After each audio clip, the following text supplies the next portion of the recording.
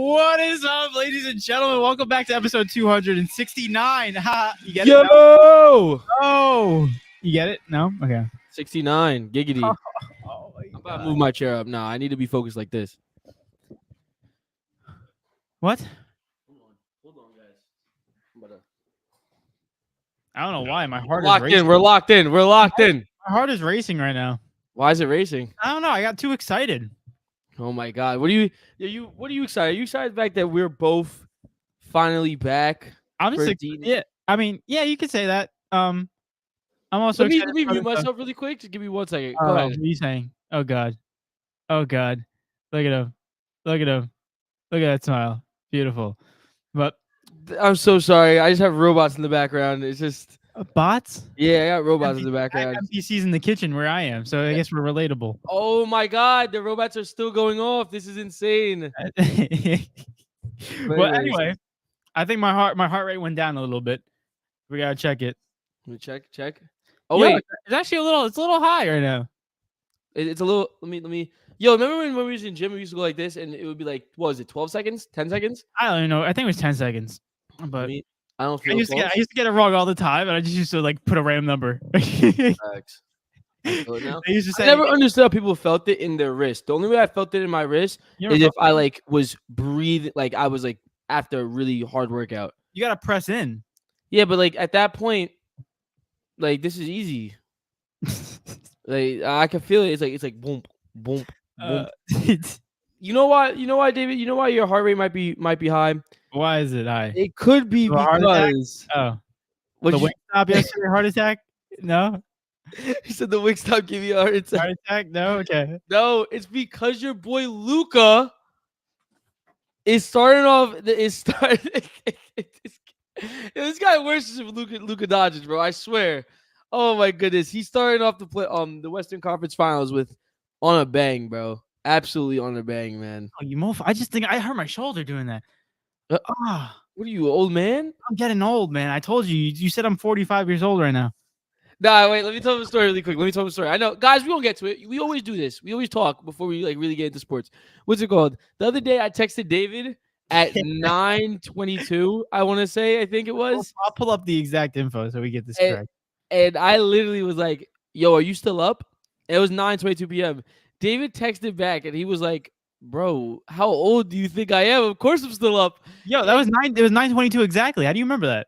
Because I remember when you texted me, and you sent that text, and I was like, "Dang." I was like, it is just 9:22. But the reason I said that was because David be going to bed at like 8 o'clock. Listen, I told you this. I need my 7 to 8 hours of sleep. If I don't have it, bro, it's hell breaks out. I'm the same way, but David be going to bed at like 8 o'clock, bro. Because I gotta wake up at like 5, 6 o'clock. You know, friggin' For 5, I think all you have to do is go to bed at like what, like 10? 9, 11, 12, 9. 1, 2, 3, 4, 5, 7 hours.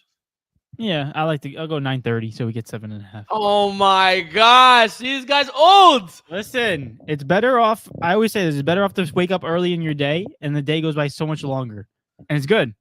It is true. That is very true. When you wake up early and you're like, it's that. What's that saying? The early bird gets the worm, right? Something like that. It's something. I don't know. What's it called? That saying, whatever it is, it's so true. Because when you get your day going around like 5:30, and you're like, you feel like you by like 12 o'clock, you feel like you've accomplished like so much already as it is. Yeah, and there's it still really is. so much of the day left. Like today, I had work from 7 to 1, and like I got out, and I'm like, what do I do now?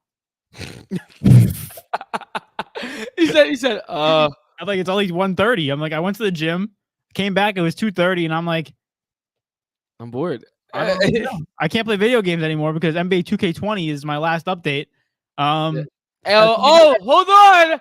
on. Speaking of NBA 2K, hold on, ladies and gentlemen. I have been saying this for countless amount of times. So David always has a chance against me on NBA 2K20. Why? Because it was 4 years ago. And Stop! Right? The thing has nothing to do with it. It definitely does. Because, ladies and gentlemen, me and David hung out the other day. Right? Actually, it was yesterday, right? Me and David hung out yesterday. And David was here. And I have 2K24 on the P5. Right? I've been telling David, I'm like, yo, I'm gonna get you on 2K24. It's gonna be a whole different ball game, bro. First game, absolutely smacked him up, mercied him, absolutely destroyed him. Second game, kid has all-time Lakers. I have all-time. Oh, stop! Hold on, I'm not done. No, I'm not done. Has all-time Miami. Has all-time. I have all-time Miami. He has all-time Lakers. LeBron James on my team gets injured, and I'm still Honestly, right there. like low key, like real facts. That's the first time I ever saw NBA 2K like give a season-ending injury in like an exhibition game. But like, what's the point of that? Like, what's the actual point of that? Do I really have to turn off injuries and exhibition games? What are we doing? LeBron James suffered a severe sprained ankle after he did a 360 windmill dunk. It just like landed awkwardly. So dumb. He came down and like he literally landed on his feet and then just dropped. And I was like, did. what the heck? Like you was perfectly fine. And then game 3, I cooked him. Oh, guess what team I was? Which team was you again? All-time Knicks. I'm like, this team's garbage. Yeah, I was all-time. What was I? 80s. Oh, freaking 80s All-Star team. All-Star 80s team. Point is, it doesn't matter what team I have. David can't beat me. Well, it does because I beat you with when you had. I literally lost my best player. Stop. You had the best all-time team in 2K. Listen, all I'm gonna say is that I never played 2K24. It's totally different controls, and I had to get used to it. And if we play it again, I guarantee I will get a W. I guarantee it. If I don't, I'm quitting the podcast. Now it makes you real. Enjoy this while it lasts. I'll try not to have David over for a long time to make the podcast last a little bit longer. But once he comes over and he plays, it's cooked. I can't help you guys because I'm not gonna save the podcast over the fact that to give a little win. Nah, I smell blood in the water, bro. That's so funny. That's the competitiveness. Listen, at the end of the day, it's like. Yo, I'm so glad you reminded me because David be talking mad trash on here about 2K20. Yo, he gets updated. It's like his age, bro. He's an old man. That's why he stays playing 2K20. What's it called? We get updated to the real world, and he's like, "Oh snap!" The real world. You mean the thing where you only have to hit a green bean, and all of a sudden, you hit a green bean, and all of a sudden, boom, you have to hit a 3. You can't hit a regular shot, and potentially can go in. It has to be green all the time. Bro, I was draining 3s with Dirk Nowitzki. I don't know what you're talking about. Bro got bodied by freaking Luka Doncic and the Mavericks. Let's move on. And speaking of Luka Doncic and the Mavericks, they officially beat the Timberwolves yesterday. And also, the Boston Celtics defeated the Minnesota Timberwolves. The Indiana Pacers, which what you freaking do, I guess? But the way that they won was kind of questionable. I mean, this game should have been at least a little bit of a more comfortable win for Boston, and all of a sudden they had to hit a game-tying 3-pointer in regulation in order to make it into overtime to win the game. Not a question mark. Go ahead. I want to get in the comments first before we get into this and dive deep into it. Yeah. Mario's in the building. What's going on, Mario? What's going on? Hope you're having a great game, my guy. He said the grad is back. Yes, he is. There he is. Thank you. You know what I'm saying? Thank you. I appreciate that. I don't know. I lost my train of thought. You said over a joke. That's what was gonna happen. I was gonna say a joke, and then I couldn't say the joke because it's not nice. It's not a nice joke, and I'm trying to be a nice person. I'm trying. Just working on it. It's not there yet, but we're getting there. It's crazy because the closer you get to David, the more mean he gets. No, okay. It's not me. It's just the fact that I get more leeway. There's no way that we're. Eric, I'm gonna throw a rock at your computer. You know what's even crazier? What? This group chat that's texting right now never texts. Of course. So right? I'm really afraid that they might start spamming, and that's gonna. Can't you put on Do Not Disturb? I don't know how to do it on the computer. That's the issue. I do it on my phone, but I don't know how to do it. Go on the messages when it drops down. Go on the messages. No, I know how to do it, but like I can't scroll down on messages. I wish I could show you. I'll FaceTime you and literally show you. But like the way you'll see it after. I'll show you after. Okay. Worst case scenario, I have a plan B. I might just put in my AirPods. Okay. And it will ding in my ear. You know what I mean? So like at least I'll just be like, Well, Mars says congrats, E. Thank you, my guy. Thank you. I appreciate it. Eric, how much are you in debt? I'm right behind you. I don't know. How much did that piece of paper cost you? What's it called? The diploma. Well, if I'm being so honest, shout out to my parents because they was paying for my college. But what's it going to like afterwards, Oh, we'll fuck. see. We'll see in the foreseeable future because loans and that. But like, Yeah. I actually don't even think it. I don't think it's terrible. I really Okay. don't. Fair I enough. think I'll be good. I wasn't asking for the exact details. It's not like the IRS coming after you. I was just like, giving Chill. I'm gonna pay it. I promise. No, I'm kidding. Give me your Yo, bank account detail, as yo, goes. was it you that sent me that What I do? that Instagram reel of the guy driving to get the Mexican? All I heard was driving.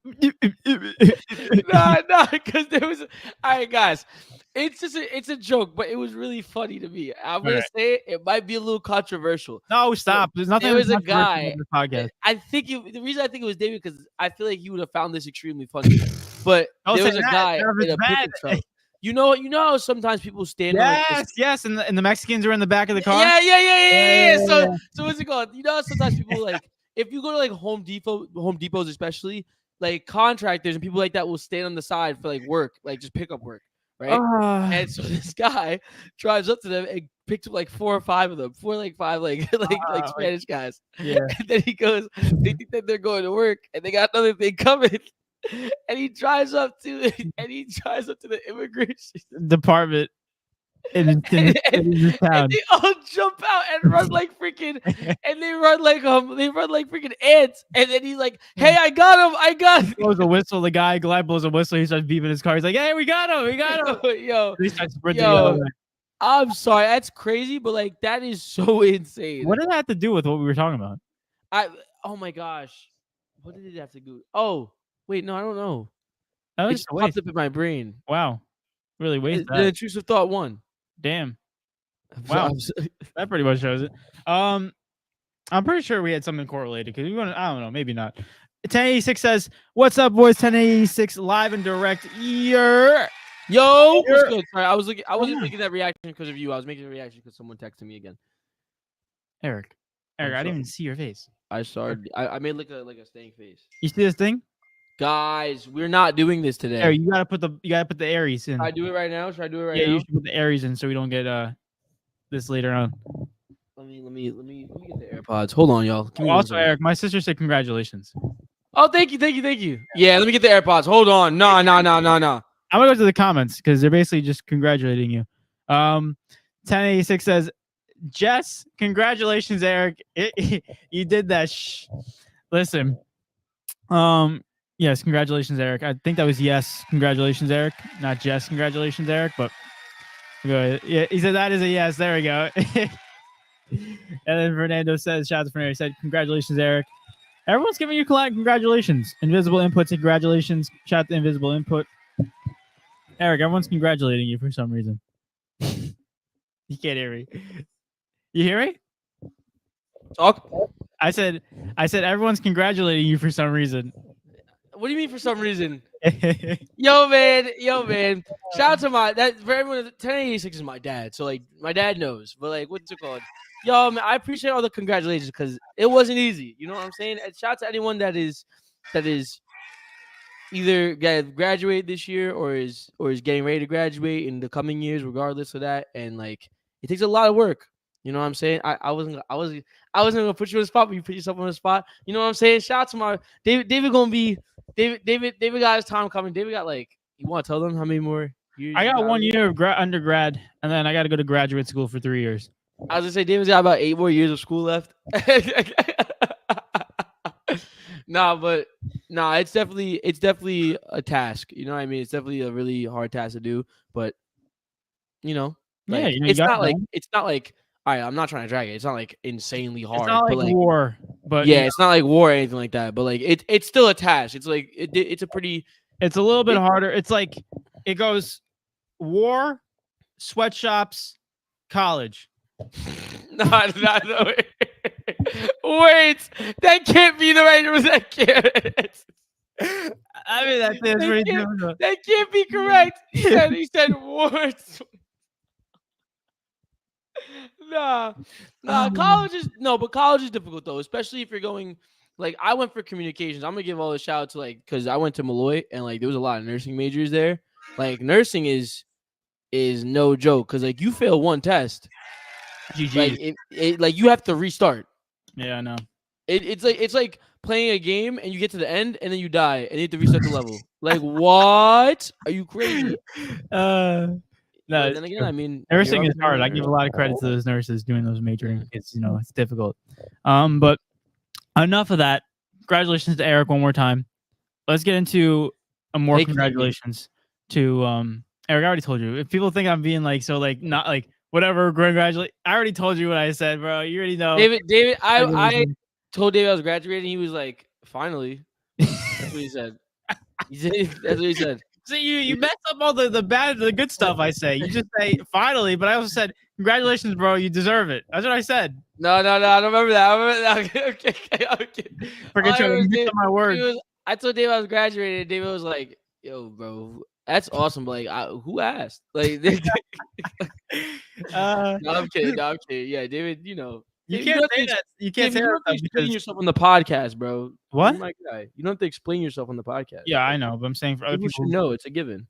Okay, fair enough. But speaking of congratulations, I think we got to give a congratulations to a lot of teams that won this game ones. Oh my goodness, we got to talk about it. Because we have to talk about it. Congratulations to the Boston Celtics for coming back and getting a victory in game one. Congratulations to the Dallas Mavericks, my boy. Oh my God, here we go. He's literally. Can't see I was it. about to say something mad inappropriate. It's Say it. family friend. Nah. Say It's Yeah, like, you it's like, huh? You What better happened? not. You better not. I know what you're gonna say. It's not nice. It's not nice. You know what I'm gonna say. You know I know. what? If you know what I'm gonna say, click the AO button right now. Exactly, because I already know. Listen, oh my gosh, you said my boy, and you didn't even say his name. He was like, "Look, I got my a shirt boy on." Luka Doncic. You The know what dude's it's like? freaking You know what phenomenal. it's like? Remember when we was in high school and the girls used to ask you to wear the jerseys for the games? That's what that's like right now. You got a jersey on. Who? Remember when you like it was like all the football What guys. girl asked for your jersey? No one asked for my jersey. No, the football guys. Oh, I'm about to say like no one asked for my freaking jersey. I had someone wear my jersey at least once. I know that for a fact. Probably once with you, but me, I was just like, "Why do you want my jersey? Yo, get that out of here." David was a ladies' man, guys. David was a lazy man for sure. Eric, stop. Oh No, I'm not. I'm not a lazy man. Dude, disregard what he said. No one liked me in high school. I was a loner. Freaking trying to get me in trouble for some reason. I don't even do that stuff. No. David was a all right. Let me preface it. Try to right? save yourself from this one. Yeah, wait, let me help you out. Look, David wasn't a ladies' man because David didn't talk to anybody. But at the same time, David was a ladies' man because like people still found David attractive. Eric, David was just like, listen, I think this is how you gotta say it. Ready? I was a nice guy that was friendly to everybody. That's it. We keep it like that. but that's just all right. That's I true. mean, like, True. it is true though. You was nice. Thank God that someone isn't watching this podcast right now. Watch. You wake up tomorrow and you'll be like, wait, you didn't even watch. How'd you know? We get a FaceTime call in about 20 seconds. I feel so bad. No, it's all right. It's all right. It happens. Invisible Input said the thoughts on Poach. He said, "Do you think he actually Poch, whatever Poch? Poach, I don't even know how to say his full name. Pochettino.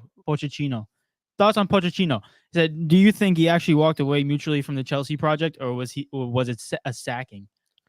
What do you want to answer it first, Dave, or you want me to go? I'll answer this first because I'm kind of confused on this situation too. For anyone to know, what? No, it's a funny situation. For anyone who doesn't know the situation, basically Pochettino is the head coach of Chelsea, which is in the Premier League, and recently they've been getting on very good form, and I think they finished 7th in the Prem. I could be wrong. I'm pretty sure. I'll double check it for you right now. I think they finished 7th, and that's a big improvement from last season, and not even that from the beginning of the season this year. Because at some point they were in the teens, and to get all the way up to 7th was a very good turnaround for the squad, especially when they spend so much money on getting these players and nothing performed. So you got to give Pochettino a lot of credit for that. But to answer your question, Invisible Input, I think it's very difficult to tell because one part of me doesn't think 6th. It's 6th, even better. Look at that. They finished 6th. Like one part of me thinks that it was a sacking because it's like, why would you get rid of a head coach that literally brought you to your best finish in the last year or two. And like overall, you're looking at it, it's like, sure, you guys have been on a downhill. Chelsea's been on a downhill decline recently in the last couple of years, but you finally found your upbringing, like especially in the last like 10, 15 matches. You started getting some win streaks, and at the end of the day, you finished in a sixth spot that wasn't even possible going into the beginning of the season. So I think when you look at it, I think it has to be a sacking, because at the end of the day, it's like, why, as a head coach, unless you see something wrong for the future, why would you leave something that is starting to go good? You know what I mean? That's why I just don't understand. And that's where I think is more of a sacking. You know, I agree with you. I agree with you on that point. But when it comes to Chelsea and Pochettino, I definitely agree with you. It has to be some form of a sacking, but at the same time, I feel like Pochettino's somewhat like dodged a bullet because the reason is Todd Bowley came in. Like Todd Bowley generally believes that this is an NBA team. I swear. Like he's the way he runs it is just weird. And for not only Poch to come in, they was doing terrible when they had everyone going on, and then literally signing Cole Palmer changed the entire season, Mm-hmm. right? And for him to be the manager while that happened, it lets me know, yes, Poch should have stayed in like because the players know him and they're growing with everybody. But to have such a young squad and trying to figure out everything, and then for them to there to be like constant changes consistently. Like first, it was the bringing in of a bunch of different people and the selling of a bunch of different people. Then you had, and that didn't work out at all, right? Then Poch came in during that dumpster fire and tried to fix it, but it wasn't really working. And then one player comes in and changed the whole cycle, and now it looks like it's finally becoming on the up. And then Yeah. when you have that up going on, then you just randomly sack him. Mm-hmm. You know what I mean? That's as much as it's like as a sacking, it's still a really bad job on Chelsea's part. That's my main thing that I want to get into. It's more of a sacking than it is Poch walking away, but it's just such a bad decision on Chelsea's part because they're gonna bring in a whole new manager that's probably like as far as the standard that they want to have at Chelsea is Mm-hmm. unqualified. Yeah. Like it's just not necessary. Like there's no they're not getting Vincent Company because Vincent Company is going to Bayern most likely, right? After that, you look at the more qualified like managers. I don't know if it was on Fabrizio's, but I saw like the managers coming up that are the possible ones that could take the job. And no disrespect to them, I think I recognized one name, but that could be a lack of me just knowing the managers because it's like a brand new in my head. It's like a new like era of managers because like you Yeah. have your Pep. We grew up with like mostly Pep, Jose, Carlo Ancelotti, Ancelotti. Jurgen, like Tuchel. Like we know different types of managers, right? But I don't even think Tuchel wants the job. I don't think they'll take Tuchel back. They I should have don't never think he, fired him in the first place. yeah. But I wouldn't want the job if I'm Tuchel. But it's just gonna create that same idea that they had with when they signed everyone in the beginning. It's gonna create that chaos because now you have to take a bunch of young kids. If you look at that squad of Chelsea, that squad is extremely young, and they're losing Thiago Silva. There's no like veteranship in that squad when you look at it as a whole that's been on the team that knows how it works. You're taking a bunch of different people that just know who Chelsea are and know what the standard is, including the freaking owner himself, Mm-hmm. and just throwing them out there and be like, make it work. Yeah. Here's the And thing that. Sorry, go ahead. and that's essentially the issue that I have with it. Can you hear the dings or no? No. That's beautiful. All right. What's it called? That's the issue that I have with it as a whole because you're like you scraped Europe, right? Now you're gonna be in the Conference League. So what? You got through with it. You know what I mean? Chelsea, you're back in Europe. Chelsea are looking to be on the up. If I'm Chelsea next year, I'm focusing on getting the Champions League. I don't even care about the Conference League, realistically, right? If we can win it, great, cool. But it doesn't matter to me, Mm-hmm. right? But you have a manager that's been in the Champions League before. You have a manager that's been in the Europa League before. Like he's been there before with a lesser team, in my opinion, right? Not saying that Spurs team wasn't amazing, but I'm saying in the sense of standard of a club, he was with a lesser club than Chelsea when it comes to heritage, when it comes to history, right? And for you to just sack him to get someone that's going to be of lesser caliber. It makes no sense at all. Yeah, I think one of the key things, especially when you have a young team, is their identity. And you want a coach that has shown that he's a great coach and is a veteran head coach. And not only that, has been with the team for has been with the team for this year. So you want someone to carry that into next year with the same philosophies, with a young squad that can guide them into the right direction. But in the sense where you're looking at it where they just want to get rid of him or they sack him for no reason, you're looking at it now. If you're Chelsea, you're starting back on square one unless you find a great veteran head coach that can fit right into the scheme. But that's really hard to implement, especially in one of the hardest league in all of soccer. So Ready? I'm going to list you the names that are possible replacements for the Chelsea coaching job. Sebastian Hoeneß.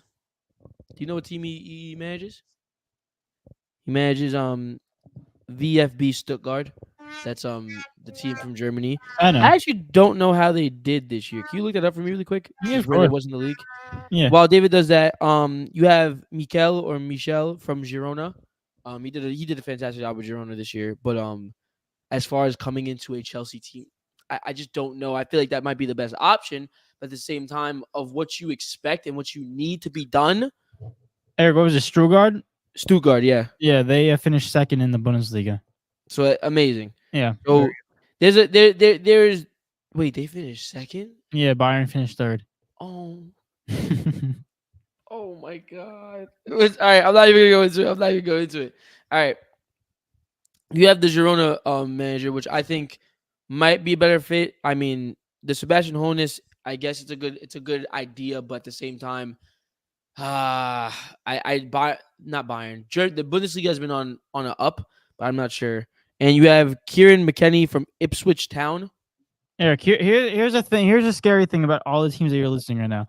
And I'm not saying that you can't give it a shot to younger or lower class teams or lower tier teams, that are in other divisions other than the Premier League. But the thing is, when you have a head coach that is with with a team that doesn't really have a lot of recognition, how is he going to face the Flames when he's in with one of the top clubs in all of England, in Chelsea, the legacy, the heritage? And at the end of the day, you had a guy in Poch, and at the end of the day, it's like he's been in the Premier League before. He's coached these teams, and at the end of the day, you're just going to let him go because of what? You can get a sixth place spot. It just doesn't make any sense to me.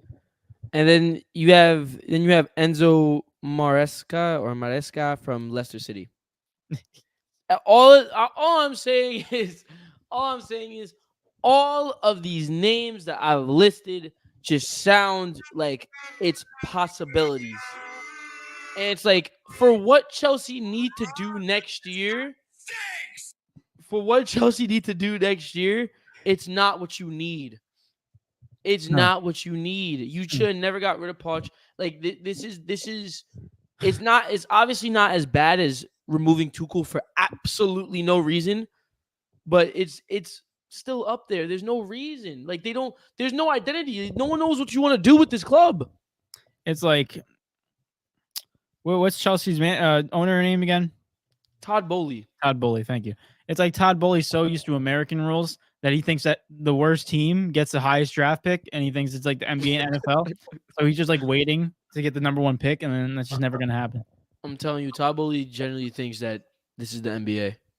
There's no way. He just brought in a new man. Look. One season, it didn't go as well as he thought it would. Take out the manager, new one, new coach. Oh my gosh, bro. Makes no sense. But what do you call it? Eric, can you actually read the next comment before I have to get something real quick? Yes. Also, thank you, Invisible Input, for saying congratulations. I appreciate you. And also, thank you, Fernando Rodriguez. I appreciate you guys. Thank you so much. The next one, he says, I can't click it, but it says, is Julian Lopetegui a downgrade or upgrade for West Ham? Do you think he'll get time to implement his philosophy? I think this is really good for West Ham. And the reason I say that is because I forget where Lopetegui's coming from. I'm going to find out right now, actually. I have no idea. I forget. I want to say it's La Liga. Career. Yeah. Oh wait, no. It's Wolves. Oh really? It's Wolves. He was coaching Wolves. He went from Sevilla to Wolves. Sorry, I'm. You're welcome. Yeah. Shut up. What's it called? Now, the reason I say this is because West Ham for the last couple years has been surviving on Moyes ball and pause. But what's it called? I the reason I say uh, the reason it's been working is because Mikel Antonio. Moyes has literally survived because of Mikel Antonio. Because the way Moyes is played, he drops back, kicks up the field, needs a strong striker, not a lot of technical skill, but will do the work. And that's literally what Mikel Antonio is, right? That's why when we had Sebastian Haller, it didn't work. That's why when we had Gianluca Scamacca, it didn't work. We couldn't work with better strikers because of the way we played. We didn't play like silky football or anything like that. We played kind of like not I wouldn't say Brexit, but like what's it called? It was more or less like park the bus and handle everything else later, right? And it worked because we had workhorses. We had Jared Bowen, we had a world class CDM in Declan Rice at the time. Like our defense was good enough to hold out, and then our offense was able to good enough to counterattack. Now going into this new era, right, with West Ham, I think next year is going to be very telling because this um this next transfer window we are going to desperately need to sign a striker without a doubt, unless someone's coming up from the academy, right? I always talk about Mubama. I know David's like every single time I mention his name, David's like, who the heck is that guy? But Obama. what's it what's it called? We need a striker. I wish we had still Sebastian Haller or Gianluca Scamacca because when you look at it, one is playing in the Champions League final and one just won the Europa League final. So it's just it just goes to show. But at the same time, congratulations to them. But nonetheless, when we need a striker, because I believe Julian Lopetegui is going to have us playing a different brand of football that he's going to be able to thrive with, right? Because when you have such technical players such as Kudus, Paqueta, Jared Bowen can also thrive in this area as well. We get to see how technically gifted he is as well. He's already good at finishing the ball. You just need an out and out striker that can play with those guys. That's all you need, right? And Mikel Antonio, no disrespect to Mikel Antonio, but he cannot keep up with this team, right? And he also is about 30-something years old, right? So eventually we have to move off of it. But Mikel Antonio is an absolute workhorse. I absolutely love him and respect him so much. He's done so much for the club. But it's going to have to shift now. Also, Edison Alvarez, all those other players being able to play another year with a new manager as well. I think it's a recipe. I think it's a recipe for success. I think it will go well. I think we will have some growing pains. But the main thing is that we desperately need a striker. Desperately need a striker. But yeah, Well said, Eric. That's coming from like a fan perspective. a fan Yeah. perspective of it.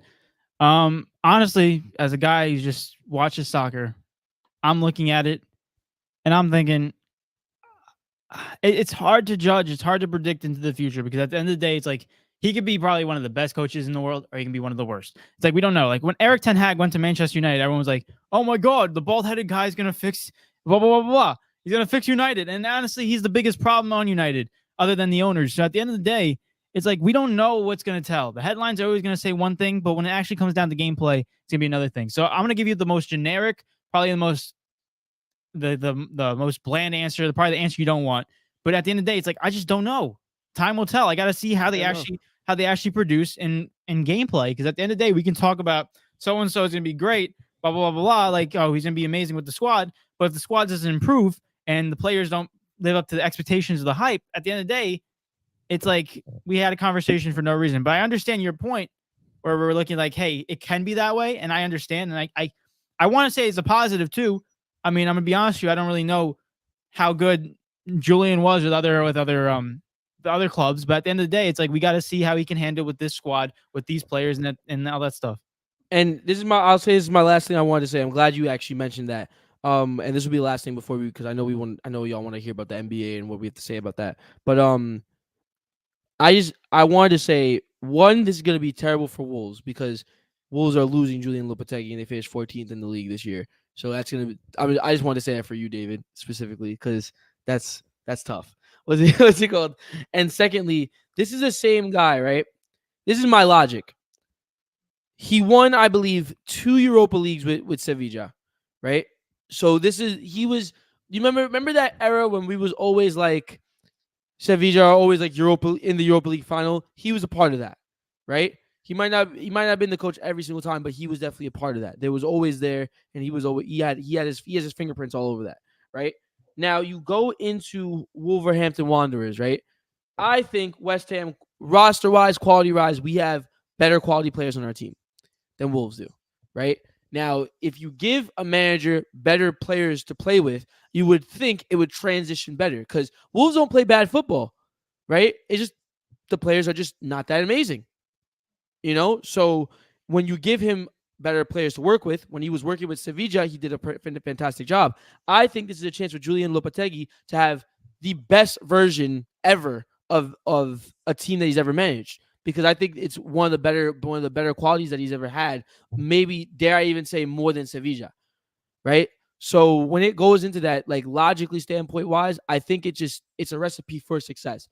We will have growing pains, but it should work as long as we give him the right players, we give him the players that he wants, and we also in that same breath continue to strive for like higher aspects, and not because you don't want to repeat what Sevilla has. I don't want to constantly win Europa Leagues, even though it will still be an accomplishment. But like, I want to take this team to the next level, right? And the next level is maybe one Europa League, and then afterwards something after and then we move on, so on and so forth. But the end goal is to be top 4. Yeah. Invisible Input said Wolves has Gary O'Neill. Said Lopetegui got booed from Wolves months ago. There you go. So there you go, guys. Yeah, it's hard to really. The only positive I can say in that standpoint is that he's been in the Prem and he knows what that competition level is. So I will give him that, and the experience level is totally different than any other league in the world. So that's a good positive for the Wolves going into the future. But speaking of the future, we got one game going on right now, and it's the Boston Celtics versus the Pacers.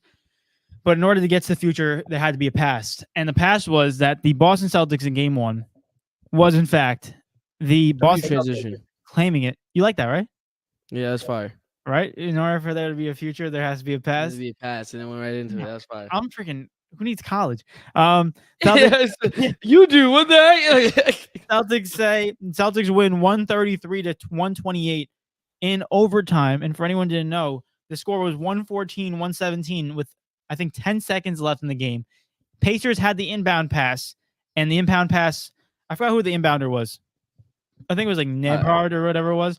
He passed it to Pascal Siakam. Pascal Siakam deflects it, and it goes out of bounds. Gives the Boston Celtics chance to tie the game with about 8 seconds on the clock. Overall, pretty much to basically spoil it, Jaylen Brown hits a 3-pointer, gets into overtime, and then Jason Tatum takes it over in overtime. First off, congratulations to the Boston Celtics for getting this dub. Second off, why the hell is this even close? Like, I understand you have no Kristaps Porzingis, but we got to look down to it. And I think the biggest thing you got to look into is momentum. The Indiana Pacers are coming off great momentum after the Game 7 win against the New York Knicks. The Boston Celtics have been sitting around for the last couple of days, 4 or 5 days after they beat the Celtics, after they beat the Cavs in 5. This is the only explanation I can think of, is the fact that, you had momentum going into this game. And now I'm looking at it and I'm like, Boston, you literally have one of the easiest roads to the NBA Finals in probably history, if we got to really die down. Like, if you break it down, you last round you versed, in fact, a Cleveland Cavs team, and in the first round you versed a hurt Miami Heat team. So like, you literally have one of the easiest ways of getting to the final. Why is this so close? If you're all the hype and you have, we got Jason Tatum, we got Jaylen Brown, we got Drew Holiday, and like we have Derek White coming off the bench, we got all these great players. Why is this going into overtime? Why are you down by 3 with 8 seconds left in the game? It's like, it doesn't make any sense. It's like they like playing with their food so much, and at the end of the day, someone else is going to take their food from them. But right before someone's about to take it, they're like, let's eat the whole plate. It's like they wait for the last second, the last opportunity in order to do something. It's so frustrating because you can't take it, they're good or bad. I'll take it a step even further. Why should you guys have lost this game? Y'all shouldn't have even won. Let's just keep it so real, right? And secondly, it's just, I'm glad you gave them gave them not the excuse, but like the grace of momentum, right? I'm not gonna do that. Yo, Boston, what is going on, bro? what in the world is going on? There is no reason that the Indiana Pacers should have y'all this shook. I understand it's playoff basketball. I understand they're playing really well. But the Indiana Pacers, it should be a close game. It's a respectable team.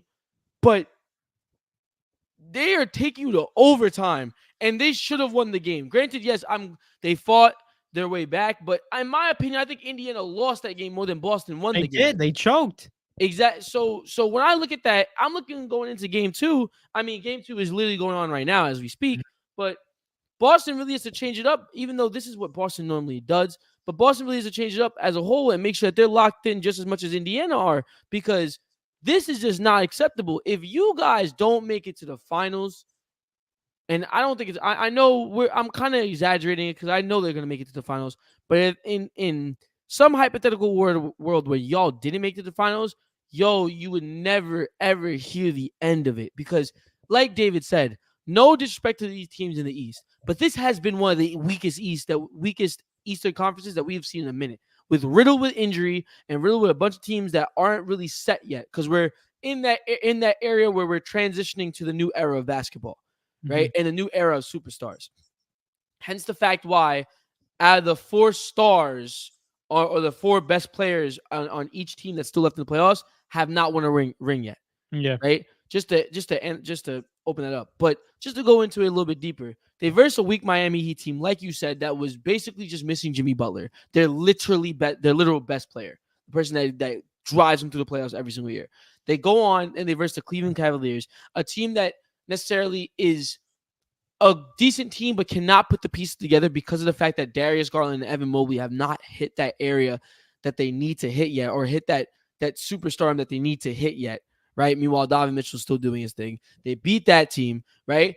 And then they see themselves in the conference finals against this in a 6-seeded, right? Correct me if I'm wrong, 6-seeded Indiana Pacers team. Yes. Right? As a number 1 seed. And you're almost losing the first game at home. Not to mention, you guys are stacked. Stacked.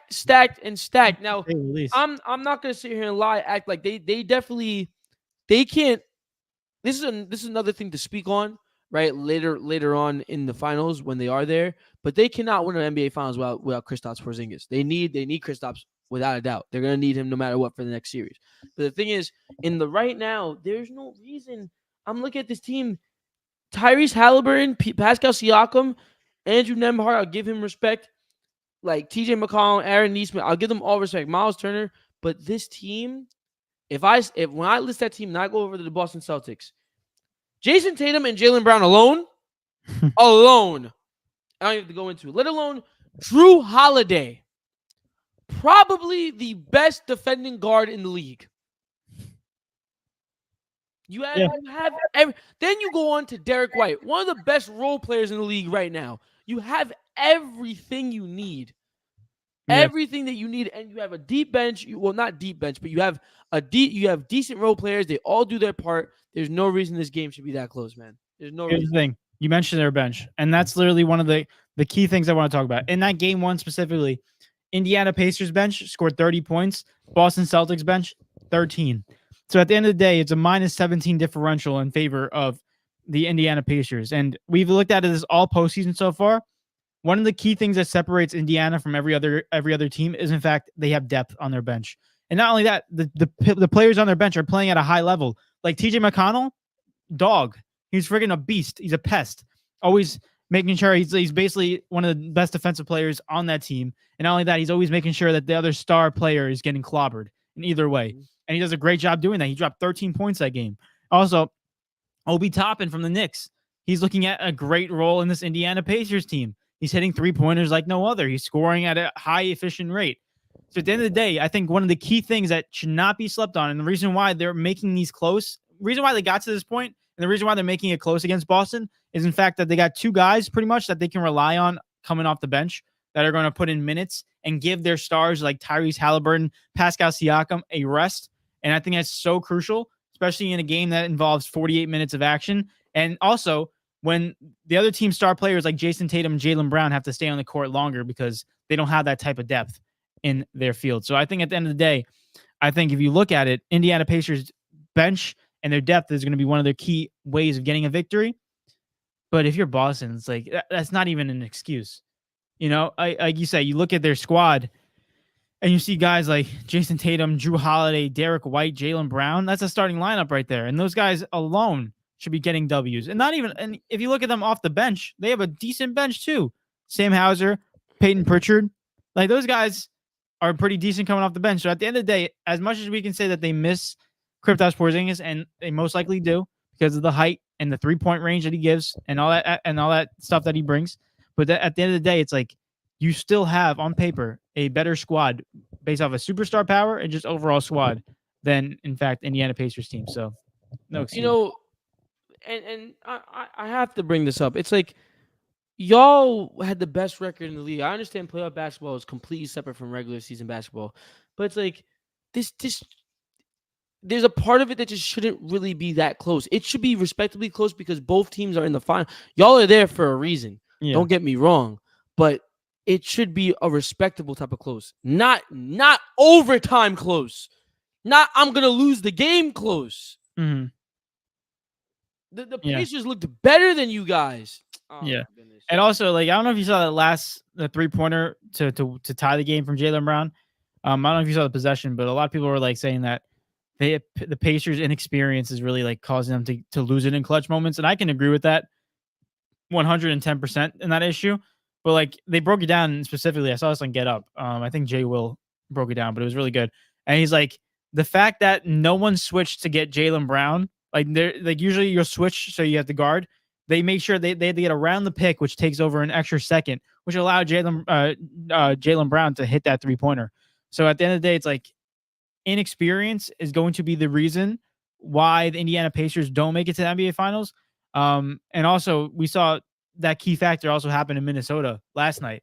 Inexperience as well, coming up clutch in the last couple minutes was not effective towards them. And a guy named Kyrie Irving, veteran guy on that Mavs team, basically showed him up and got him the victory at the end of the day. So inexperience is a big issue in this situation. And the Boston Celtics win it by 5 in overtime. Jason Tatum drops 36. I think this is his third 30-point play game this series. This postseason. Which if you're Jason Tatum, it's not. You're a superstar. You're a superstar. You should be playing at a higher level. Mm-hmm. Just saying. I want to see his stats on the playoffs right now. He's averaging 25.4 points a game. What is Jaylen Brown averaging? In the playoffs? 23.4. Jeez. He just hasn't been, granted, he doesn't have to, but like it just hasn't been what it needs to be. Mm-hmm. Like it just by no means has it been remotely close to it. And it's weird because if you look at both of these teams that are in Eastern Conference Finals, it's like, I don't want to say it's Mickey Mouse, but I saw this thing on Instagram where they had Mickey Mouse clubhouse music in the back while they were going through each team that each opponent like they versed. Wow. And if you look at both of these teams, they got in by a lump sum of luck.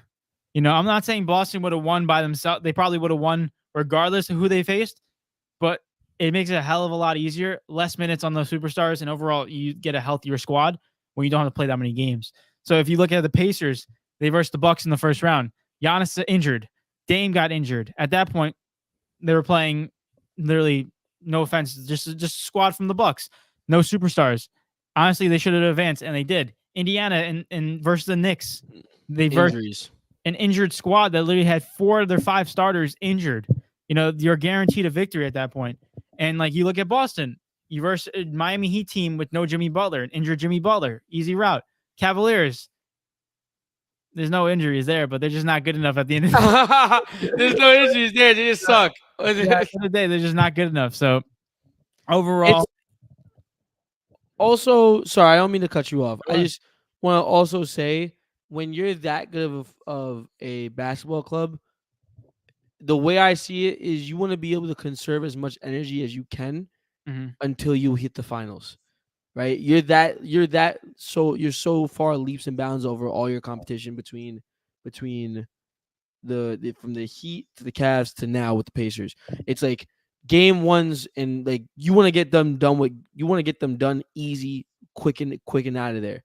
And the reason being is because you want to rest as much as possible because you know whoever is coming out of that crazy Western Conference is going to give you problems Yeah, and problems that you have not seen all playoffs. I know. So it's like you need your superstars ready for those moments. Yeah, but they're playing currently right now. There's 9:41 left in the second. The Celtics are up 33-27. So we'll see how that goes as the game goes along. But overall, our brackets. I don't know if Eric, you have that piece of paper. We'll probably go into it on. I do. I have it right here. Oh, you have it I right can here? get it. Let's get into our brackets before we get into the Minnesota and Mavs game because I want to give a quick little recap on where we sit on those and how good of our predictions are so far, and also like predict and change our predictions now since it's probably broke or busted. So mine is absolutely garbage. Mine's absolutely basuda.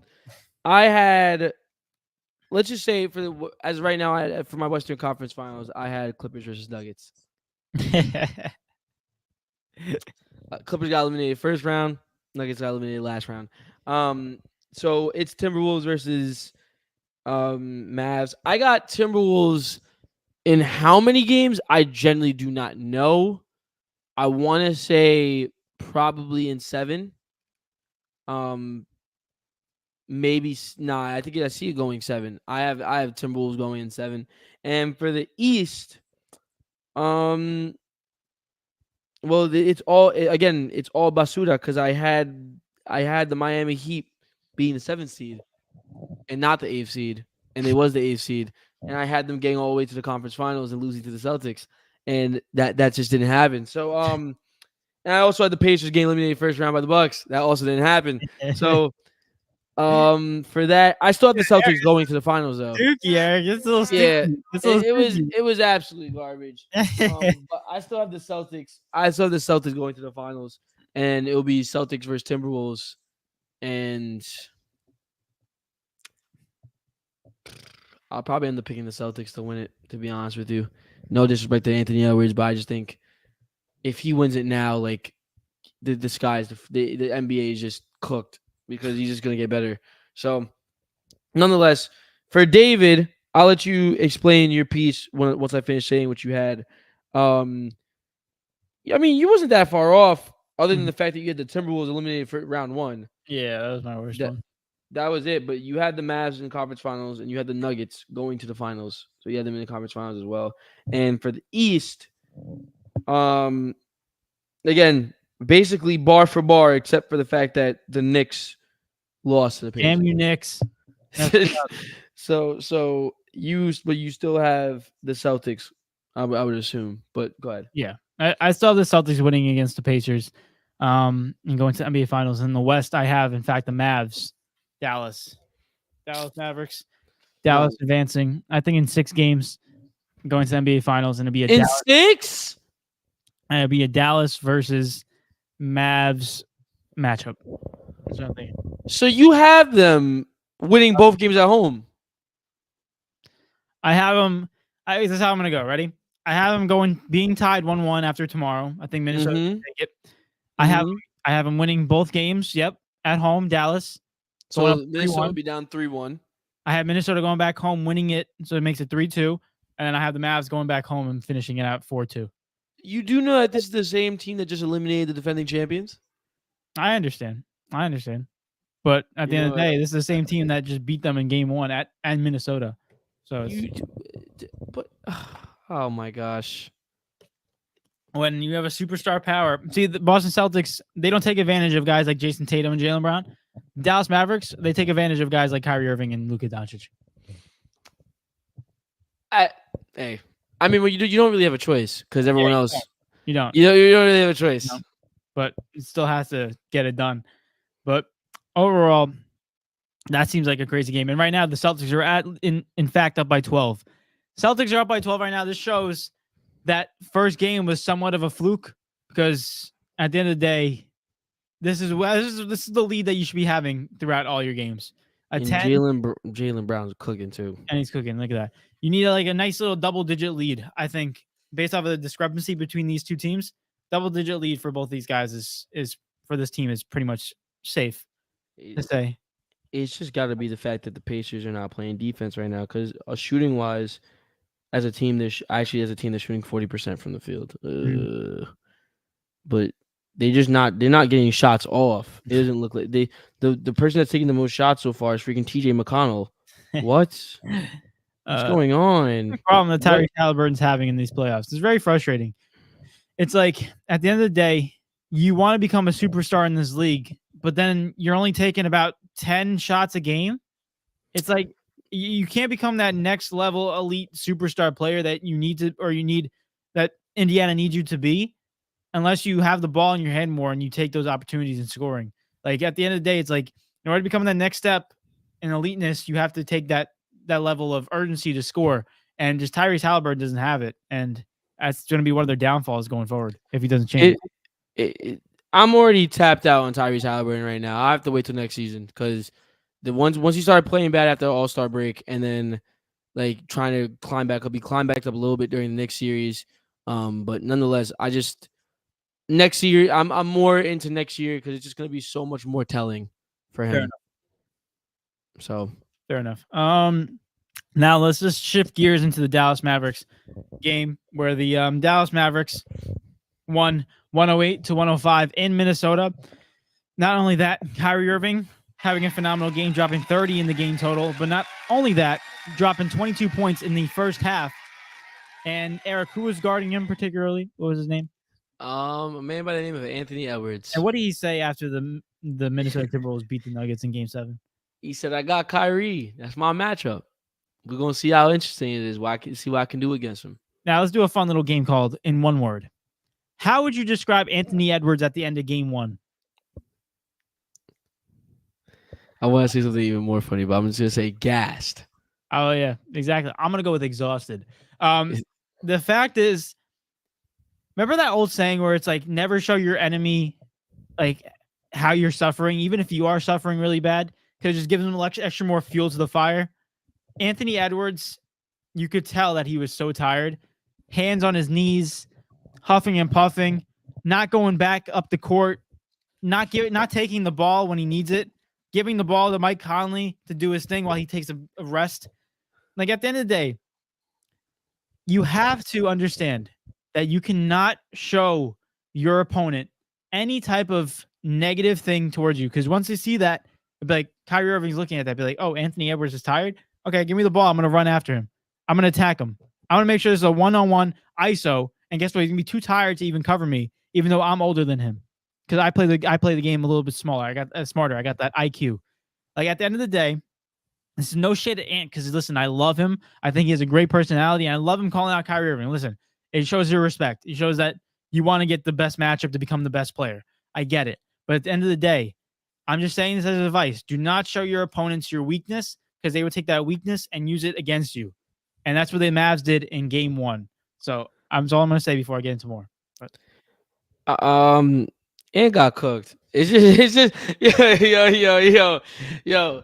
Let me just get the elephant out the room. Hey, you got cooked, bro. That matchup was not it. Oh my god. You was getting mixed and matched up so much to a point where you was so gassed on guarding Kyrie that you couldn't even deliver how much you normally deliver on the offensive end. That's how much it took out of you. Right? Mm-hmm. Now, I do want to highlight the fact that they came off a Game 7. The Mavs came off a Game 6, right? So they had a little bit more time to rest. And especially, I believe you had to give your absolute all in that series against the Nuggets because it was extremely hectic, right? So I'll give them that grace. But I do think I don't think there's anything wrong in him saying, yo, Kyrie's my matchup. I want him, but it's good because as a young 22-year-old, that's what you need to do. You have to. He understands the position that he's in. He understands that in order to get even higher, he has to take out the freaking vets. Right? Yes. It's like climbing a ladder, and to earn respect, you got to pass the torch somehow. You know what I mean? You got here you go. It's good. So I like that. It's good for competition. It's good for the NBA. Me too. I think it's great. Now, the only thing is you got to deliver. Yeah. What's it called? It was just the way that game was going, I think it shows a lot for the Timberwolves because the Timberwolves still was very much in this game, and they could have very much still made it a very close game, and which it was. I'm just saying in the sense of like they was still very much in this game without Anthony Edwards being at his 100% best, right? And I think that speaks volumes because I think tomorrow, game 2, you're gonna really see what the Timberwolves can actually do against this Mavericks team. And once you really see that, Mavericks will adjust, but you're gonna also see in game 3, I believe, that it's either they're going to have to live and die on Luka Doncic and Kyrie Irving doing something, right? Because that team is not deep enough to hang with the Timberwolves. I'm gonna say it right now. Rudy Gobert did not have that greatest of the games. Ended off, he shot well, he grabbed 7 rebounds, but when if you watch the game, I actually got the chance to sit down and watch this game for the first time in forever. I got to watch an NBA game. It was crazy.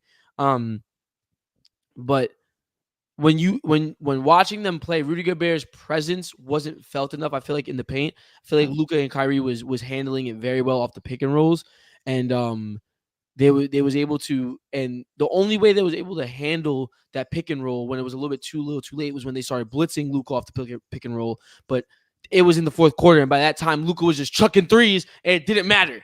You know what I mean? You have to do that earlier on the game, so he's cold. By the time it gets there, they're already down. But nonetheless, Rudy Gobert is definitely going to have to step up his game much. I think he will because I don't think he's going to lose that Derek Lively matchup again, or Daniel Gafford, I should say. But nonetheless, you go into – I mean, if you just look at it as a whole, Derek Lively off the bench grabbed 11 rebounds. That Amazing. But Amazing. And didn't he have a – hold on. Let me 12 points, I think. He had 9 points. 9 points, 10, sorry. though, which is crazy.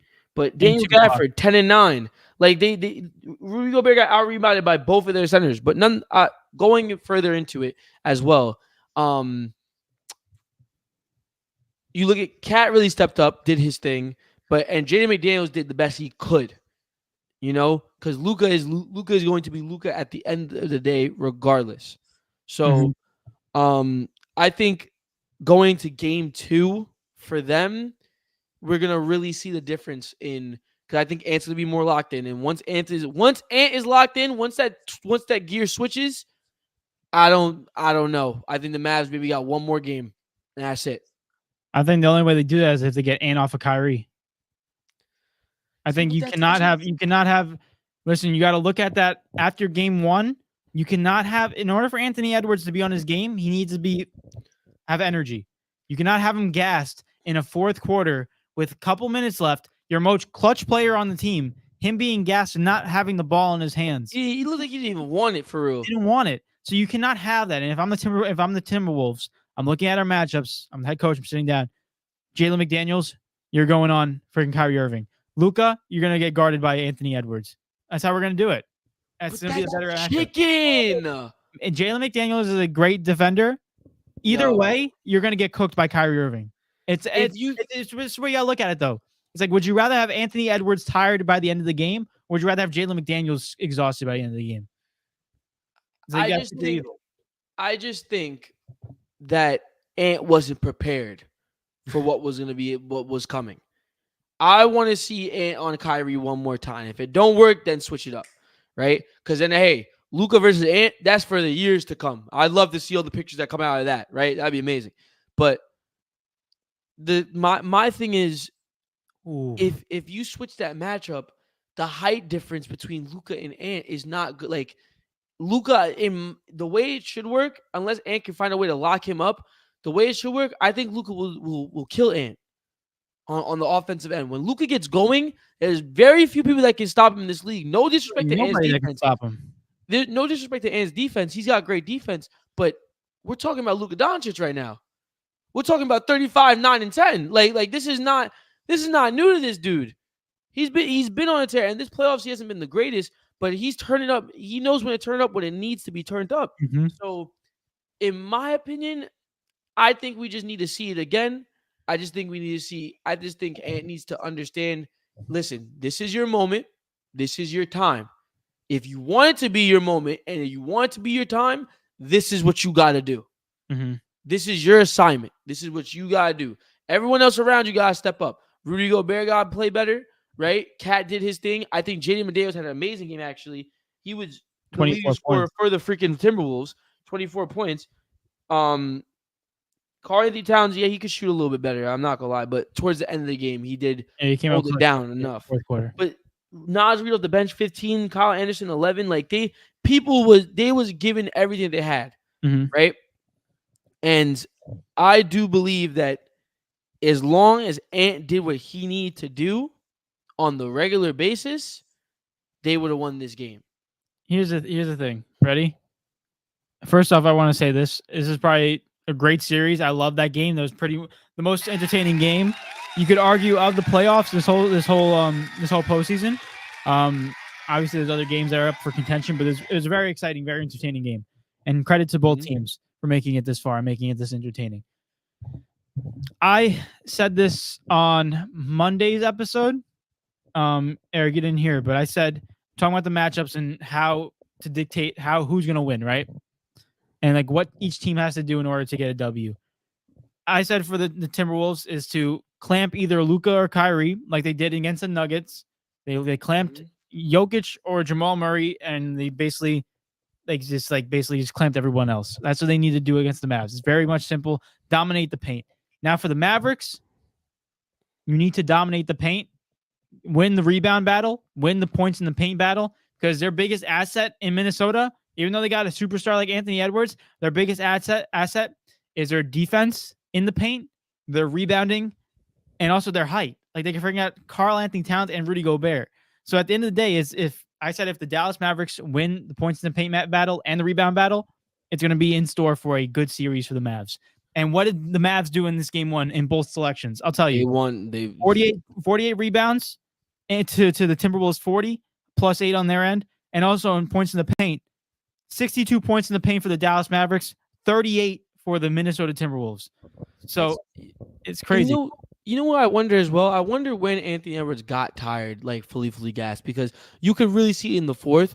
But also, if you watch the way he was playing, he was settling so much for threes. So much. And it's like, I know you can blow by half these guys on this team, but you're just choosing not to do so. Right? If you look at his shooting percentage as a whole, he shot 6 for 16 as a whole. Out of those 16 shots, 12 of them were threes. Yeah. That's not Anthony Edwards in my like I know he's done well on the shooting aspect of things recently, but for more than half of your shots to be three-pointers, and you're arguably definitely a better mid-range or driving type of player than you are a three-point shooter, is absolutely insane to me. So I wonder what was really going on, but it'll be telling in game 2. Here's the thing. I want to give some credit to, we're just talking about how the Timberwolves need to improve and how it's an off game for them in this sense. I think we got to give some credit to the Dallas Mavericks and their defense. One little thing, I saw Luka Doncic play defense. This whole postseason, he's been playing defense. Just like no one's really been talking about it because it's Luka. But Luka has been coming up clutch on the defensive end, clamping. I think in the Clippers series for round 1, he had like when he was guarding opponents were shooting 27% from the field, which is absolutely ridiculous. But you can tell by the way he plays that he's putting more effort in the defensive end. And it goes to show when you have another superstar that can carry the offensive load.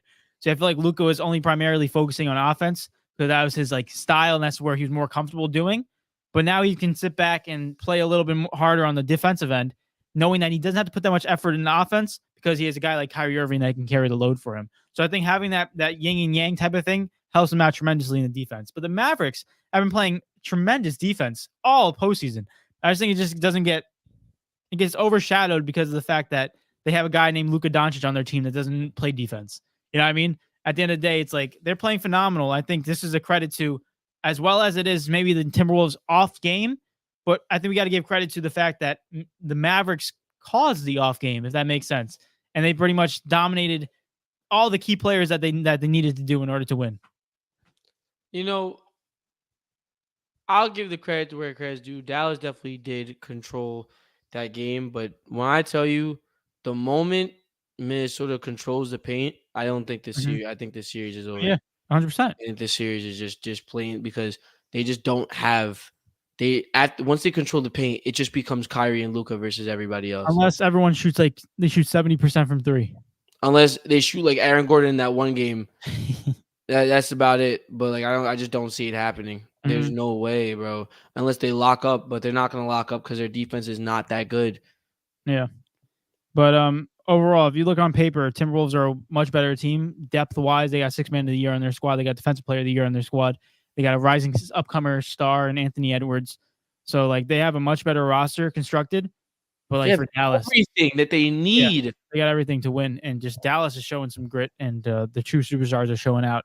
And everyone else is performing the task that needs to get done. So round of applause for Dallas Mavericks. They're playing phenomenal. But game 2 tomorrow. I have Minnesota taking it. I think if it goes down 2-0, it's really hard to come back from a 2-0 deficit 2 times. Does it say that in a postseason? I'm not saying it's impossible. If they do it though, this is some Anthony Edwards. Telling you, it's impossible, but it's really, really hard to do that once, let alone do it twice. So you want to win this game and tie it up 1-1. I think they're gonna do it too. They definitely do it. What? 1-1?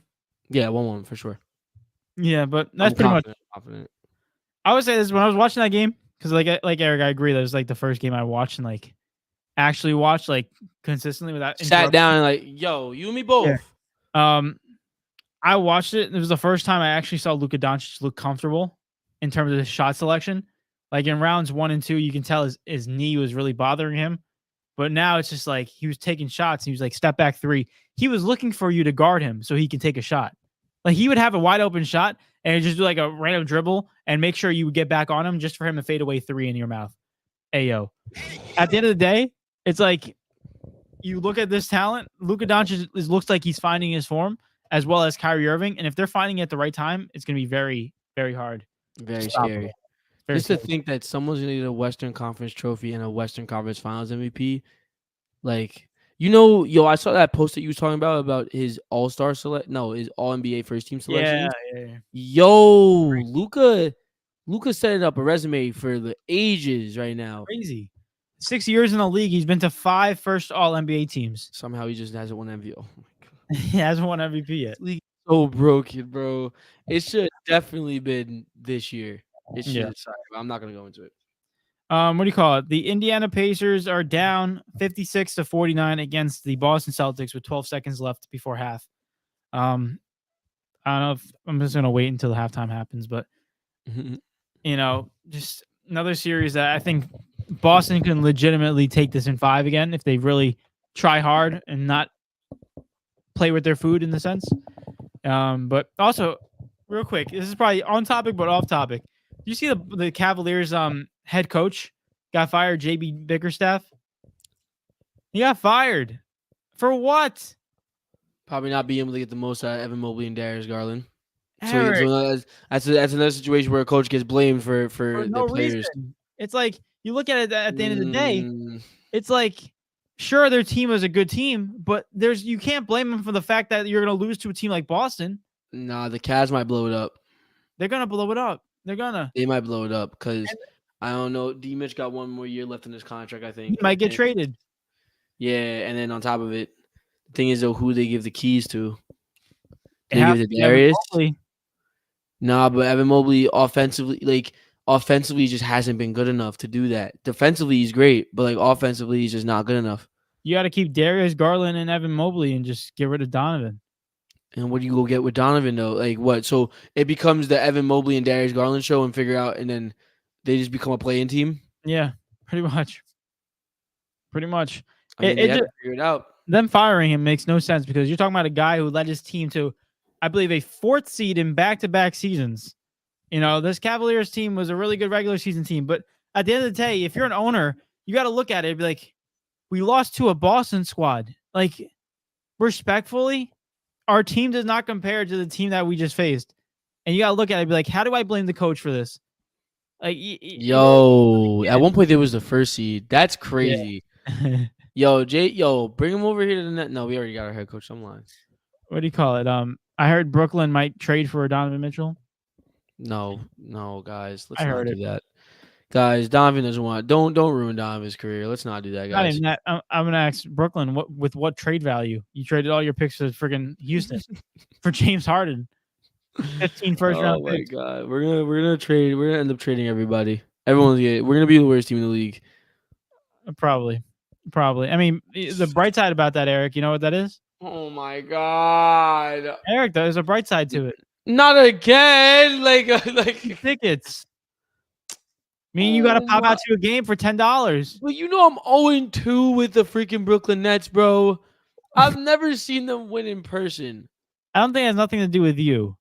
But like I'm just saying, the next time I go, it's just getting the chances of me seeing them win in person are just getting lower and lower and lower, bro. And My gosh, starting lineup next year is gonna be only God knows. Like what?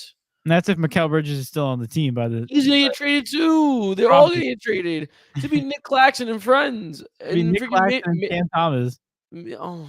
oh, that's such a bad team. It's a really bad team. This is like a team that's equivalent to the to like That one might of be the worse than the Pistons. That's worse than the Spurs.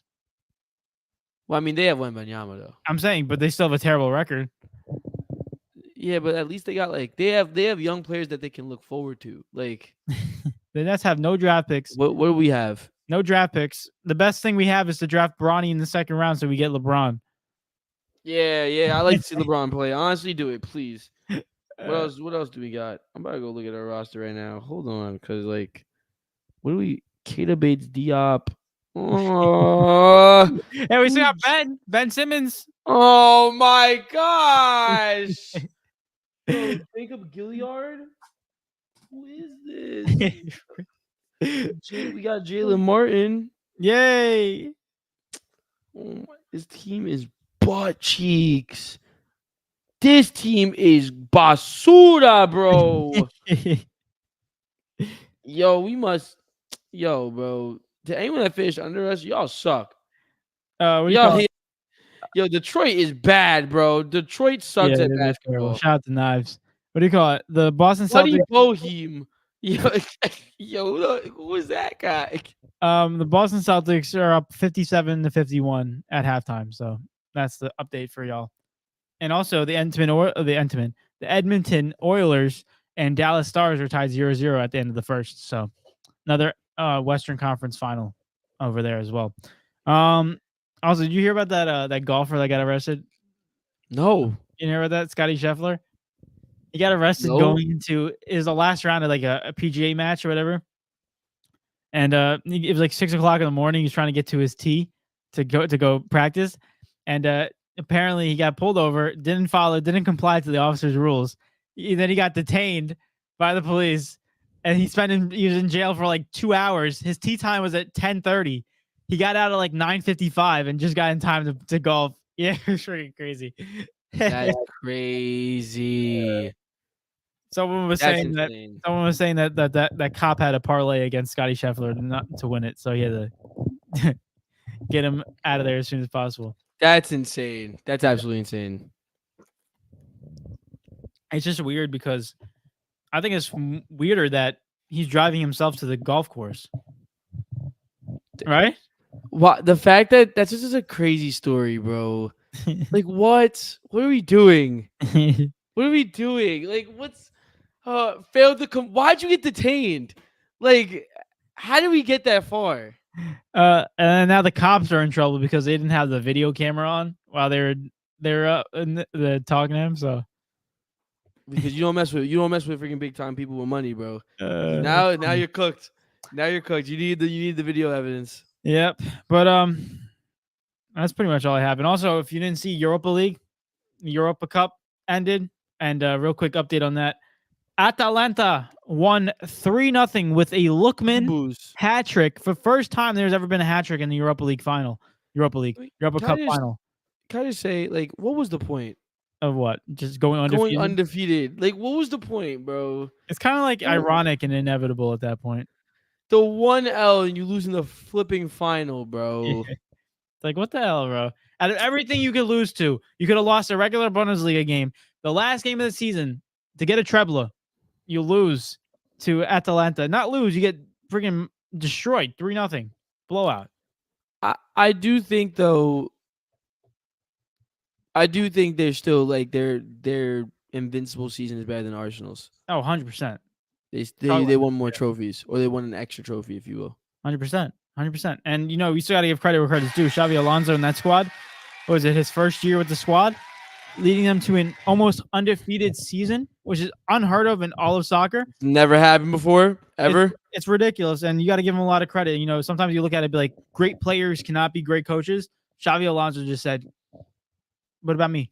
He basically said, hold my beer, basically saying that he showed that he's a great coach. And you can tell how much the players love playing for him just by him being the head coach. Mm-hmm. So shout out to Bayern Leverkusen for winning the Bundesliga for God knows how long it's been. That's someone that Chelsea should be gunning for. 100%.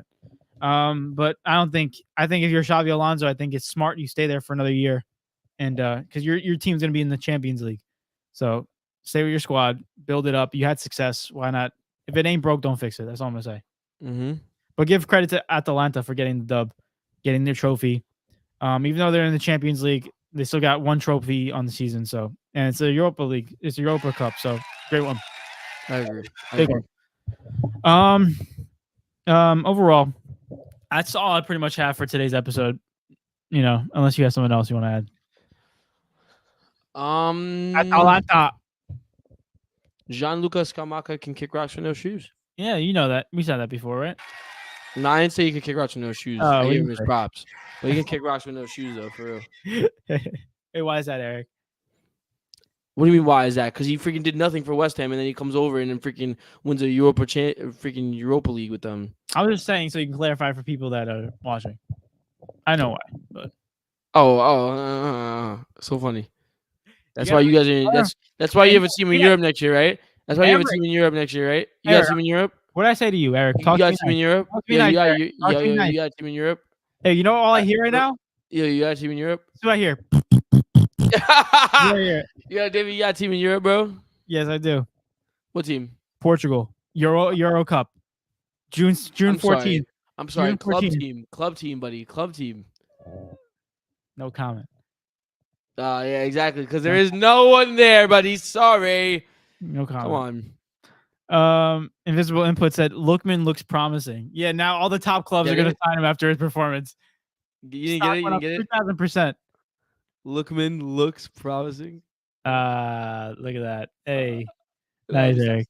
No, he does. He's a baller. He's been a baller, though. But now it's like when he doing something like that in such a big stage, but it is very big. But I don't think he'll go to like some like top tier club. No, he will. Manchester United is going to offer $150 million. No, contract. They're going to ruin his career, though. Yeah, I know. But you should go to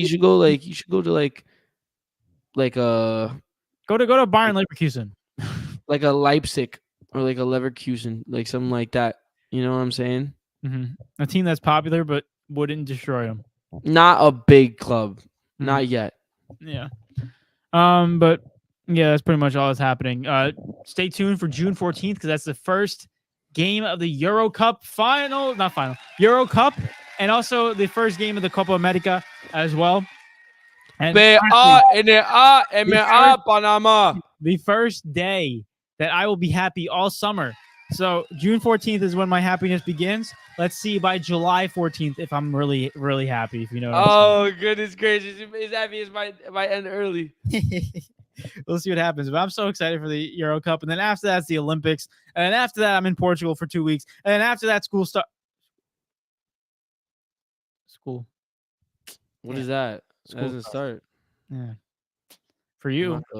Yo, am I an old head? Oh my god. School starts, but it doesn't start for me. It's all right because what the heck is going on? You're an adult now. Start paying your taxes. Get the IRS on you now. Nah, they're coming for me. They're coming for me. Hello? IRS? Yeah, we got it. No. I don't speak English. Even worse. Immigration? We got him. We got him. What do you call it? Invisible Input said, if United win FA Cup, was this a good season for Man United? No. Season was butt. And funny, it's so funny how they said if they win. There's not even a possibility that they're gonna win. If they do win, it'd just be funny because like they would win more trophies than Arsenal still somehow, Yeah, which is I mean, insane to me. that's what I But want to do. it's not a good season for United because there's no like, bro, you can't just be good and bad at the same time. Like, no, pick one. Yeah, You kind of have to win the FA Cup because in the FA Cup guarantee you a spot in Europe, or I is that not a thing anymore? don't know It's exactly. like a must win for them. Yeah. I don't know, but they're not winning. Is this I think this Sunday or something? This Saturday? This Saturday, I think. Wait, The FA Cup, man. Saturday, yeah. Invisible Input said I'm hyped for the Euros. Me too. Yes, sir. Yes, sir. Invisible Input said England not winning is embarrassing. I disagree. That's when I was staring. That's why I was quiet. I don't think it's embarrassing at this point. I think the likes of France and Portugal can definitely rival them very Mhm. well. Yeah. Like they match up very well. And plus the squad that England brought out is kind of questionable in the sense where you're missing out on a lot of star talent. Just there. Yeah, but what you can't say star talent and then in that same breath say Marcus Rashford. Because like I'm sorry, I'm so sorry, but like brother is just not the same person anymore. Yeah, You- I also thought Reece James isn't on the list either. because he's injured all the time. I know, but still, What's the point of calling him up if he's gonna pull a hamstring in the first game? well, you don't know if he's gonna pull it. He literally has not played all year, so it's like I wouldn't call him up either. I don't know. I think the English national team is the equivalent to the Dallas Cowboys in America, NFL. That's really bad, guys. A Guys, lot that's of really hype, bad. expectations, and all of a sudden, when it actually matters, you go. Let me actually, you know what's crazy? I never looked at the squads. I'm gonna go look at them right now. Yeah, that's what I was gonna look at. But before you do, I'm gonna look. I mean, while you do, I'm gonna look at the comments. England Mario said squad. Allegri is out, baby. Juventus will be back. Okay, All right, wait, hold. Oh my gosh, Mario. he's been screaming for I Allegri to know. get fired, bro. I know. Insane. Thiago Motta will be the coach. What? It's dope. Remember Thiago Motta, David? Yeah, is Played that for confirmed? PSG. Is that confirmed or no? Wait, why is Jude Bellingham listed as a forward? Yeah, they're not winning the Euros. GG's, Yeah, Eric. I'm not gonna lie. I just read it for the first time. They're not winning the Euros. It's good. GG's, See you Eric. later. Yeah. I can't. I'm so angry now. What is that? Why is Invisible Jude Input Bellingham said forward? the amount of talent in that team to win nothing is crazy. He said, "Who?" Exactly. LOL. He said, "Say hello to Italy, the defending champs, baby." Stop it. No, Italy almost, Mario. Say Italy say almost hello lost to to North Italy. Macedonia. Say hello to Italy, man. The same team that didn't they qualify for the World Cup, right? Didn't they? Yes. Yes. Wait, no, they No. didn't. No. No, Yeah. they didn't. No, they didn't. No, they didn't. No, they didn't. What's it called? No, Eric. All you gotta say is that this is the same team that had to go into a qualifying match for the Euros against a team called North Macedonia and Yo, almost lost to them.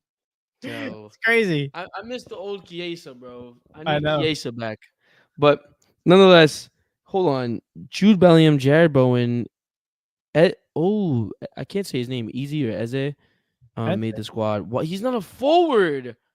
What is this? Phil Foden, Anthony Gordon, Jack Grealish, Harry Kane, James Madison. James Madison is not a forward. I guess we're just counting cams. Ever as a forward? Yes. Cole Palmer, Bukayo Saka, Ivan Toney, and Ali Watkins. Jesus. Fairs. All right. Midfielders. The first one, Trent Alexander-Arnold. You know what, guys? England is not winning the Euros this year. Don't get hyped. It's not happening. Yo. Connor Gallagher, Curtis Jones, Kobe Manu, Declan Rice, Adam Wharton. I don't know who that is. And defenders Jared Braithwaite, Lewis Dunk, Joe Gomez, Mark Gehi, or whatever it is, Ezra Konsa, Harry Maguire. Yeah, they're not winning it. No, they're not winning it, bro. They're not winning it, bro. Bro, why is Jude Bellingham listed? Guys, I really hope Madrid. I really hope if they get Mbappe that they fix Bellingham because Bellingham is not a freaking cam. Bellingham is not a striker. Bellingham is a amazing number 8, like an amazing number 8. But let him be a number 8, bro. Because Bellingham, why is he listed as a forward? Eric, here's Portugal's squad. Do you see Portugal's squad yet or no? I have it right here. pull it I up have it for you pulled, right I have now. it pulled up right here. Look at these guys. Oh my god, this guy, bro. Ready? All Goalkeeper, right. Diogo Costa, Jose Sa, Roy Patricio. Right? Let's No, be I'm honest. kidding. Hey, I'm Roy kidding. I'm Patricio kidding. is I'm there kidding. because of just like veteranship. Let's be Yeah, honest. he has to be there. He's won it before as a goalkeeper, so like you got to keep him. In defense, our weakest link, I will admit, Antonio Silva of Benfica, who's playing phenomenal youngster. Danilo Pereira, Dalot, Insalio. Inacio. I don't know how to say it in Portuguese though. I'm trying to say it with the Portuguese. Oh, I don't know how to say that in Portuguese. Cancelo, Nelson Semedo, Nuno Mensch, Pepe, and Ruben Dias. it's not bad though. It's Not just bad. not. It's not. In years past, this is probably our best defense that we've had in Mm. years. Midfield, you got Bruno Fernandes, João Neves, Palhinha, Otávio, Ruben Neves, Vitinha, and Bernardo Silva. It's not bad midfield. Very good midfield. And João Neves, no one knows about him, but he plays for Benfica, and the dude's about to freaking make it to the top leagues right next year. He's gonna get signed. We'll see. And in the strikers, we got Cristiano Ronaldo, Diogo Jota, Conceicao. What? Who the heck is that? I have no idea. I'm gonna be honest. Gonçalo Ramos, we know him.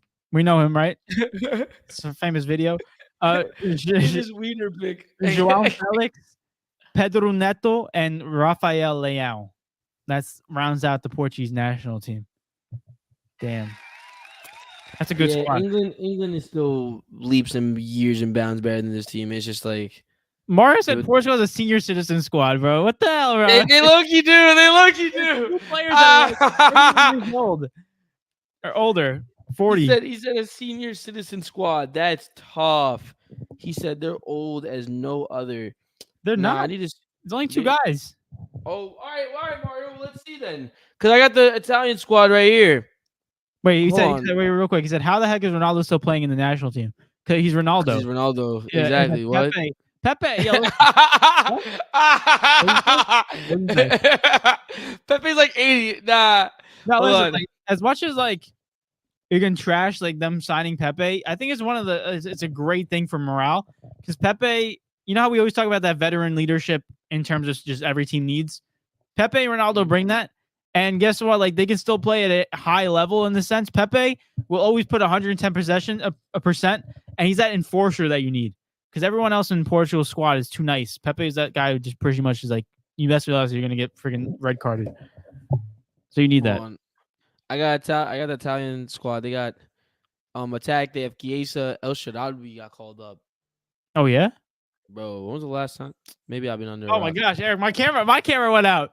Oh goodness, that's how you know we need to end. Orsolini, Raspadori, Retegui, Scamacca. Are you making a recipe right now? What is it? I feel like I'm saying. I think I'm saying pastas. What's it called? And then midfield they have Barella, Cristante. Whoa, that one I'm not saying that one. You must got banned. Yeah, I don't know. I don't want to say. I don't want to mispronounce. Jorginho, Pellegrini. It's not bad. This team is okay, but I feel like there's gonna be a lot of breakouts that we don't know about. But we'll see. We'll see, Mario. We'll see. We will see. But real quick, let's go into these comments. Mario said, honestly, I don't think he's talking about Italy. They will do good. They will do well this time around.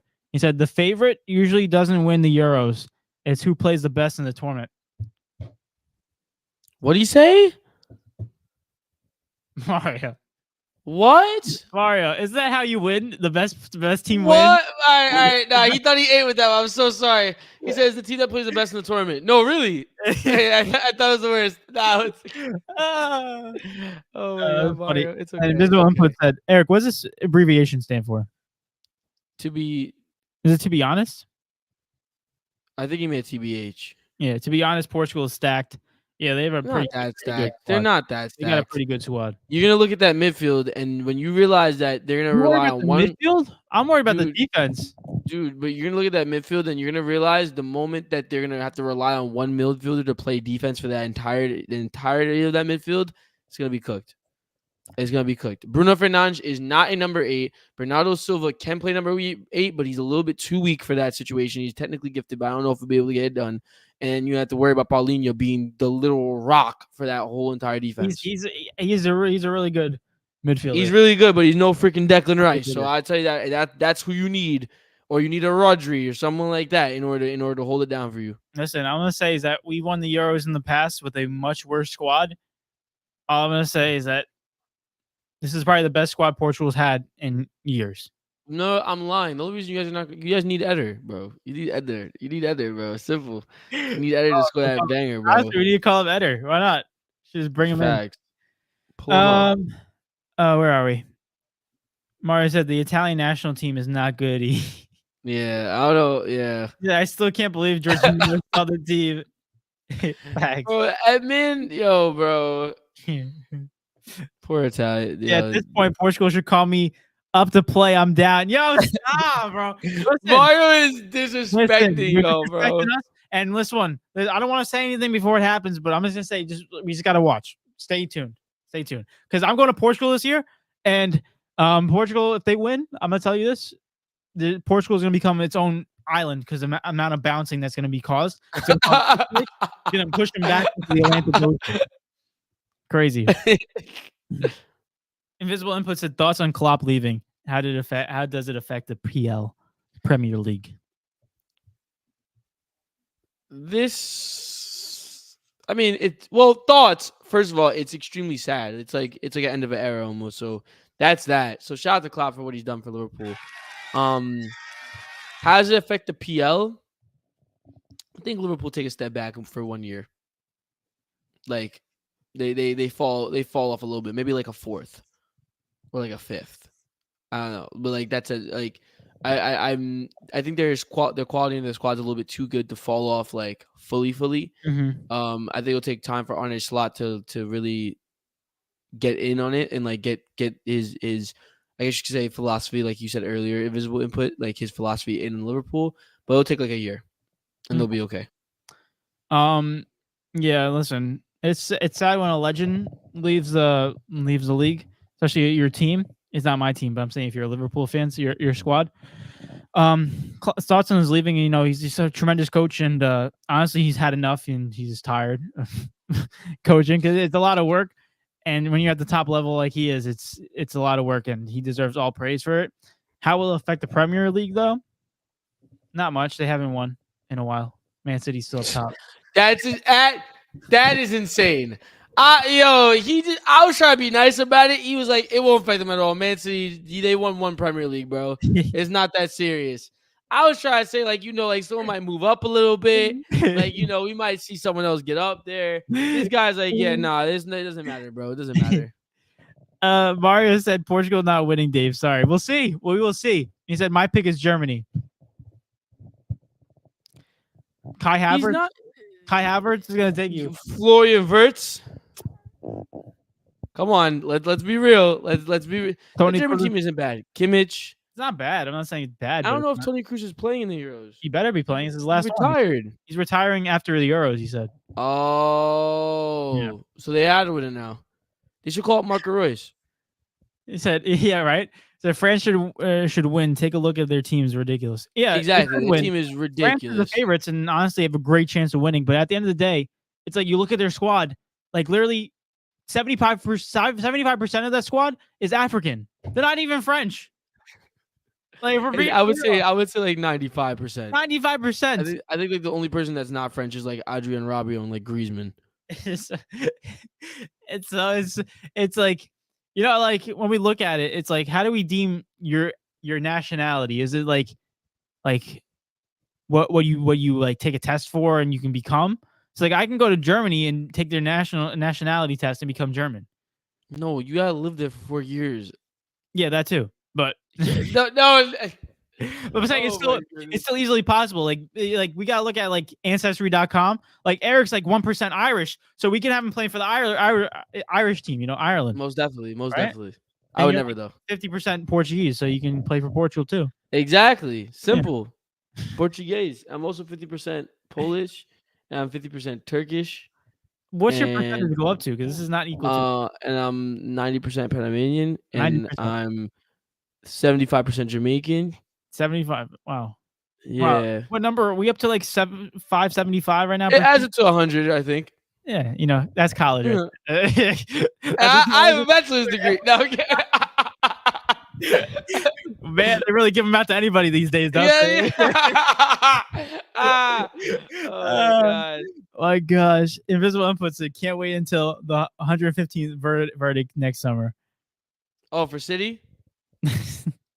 Is that what he means? Like the I assume that's what he's talking about. bro, they're not getting relegated. They should be in the championship. uh, Cheaters. Mario said,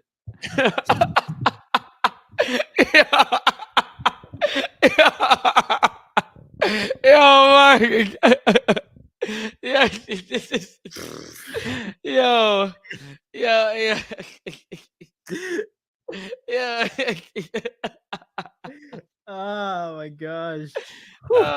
He said Maravio is the worst. I've seen it. Yeah, you can just see. You can see. Yeah, you can Uh, just see the pain in that statement. Yo, can you just go? Eric, I got Nah, it. look what James I got it. typed. I got it. Don't Nah, worry. we have to get off. We have to get off of this now. Mario said, Nah, "Damn it, you're multicultural, Eric. Your influence." man, I do it all, bro. Invisible Input said, "Yep." He said, "Strip those." He meant titles. Strip those titties. Nah, he meant to type titties. Nah, he meant to type titties. Nah, he's a freak.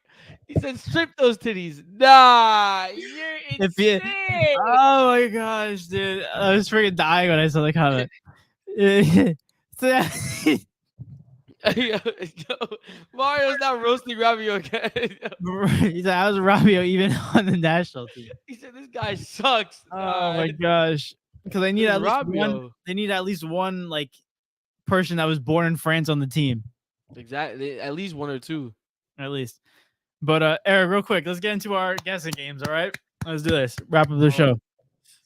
Let's get it. We need an NBA player, we need an NFL player, and we need a soccer player. So if anyone wants to drop them down below, I think for soccer we should go.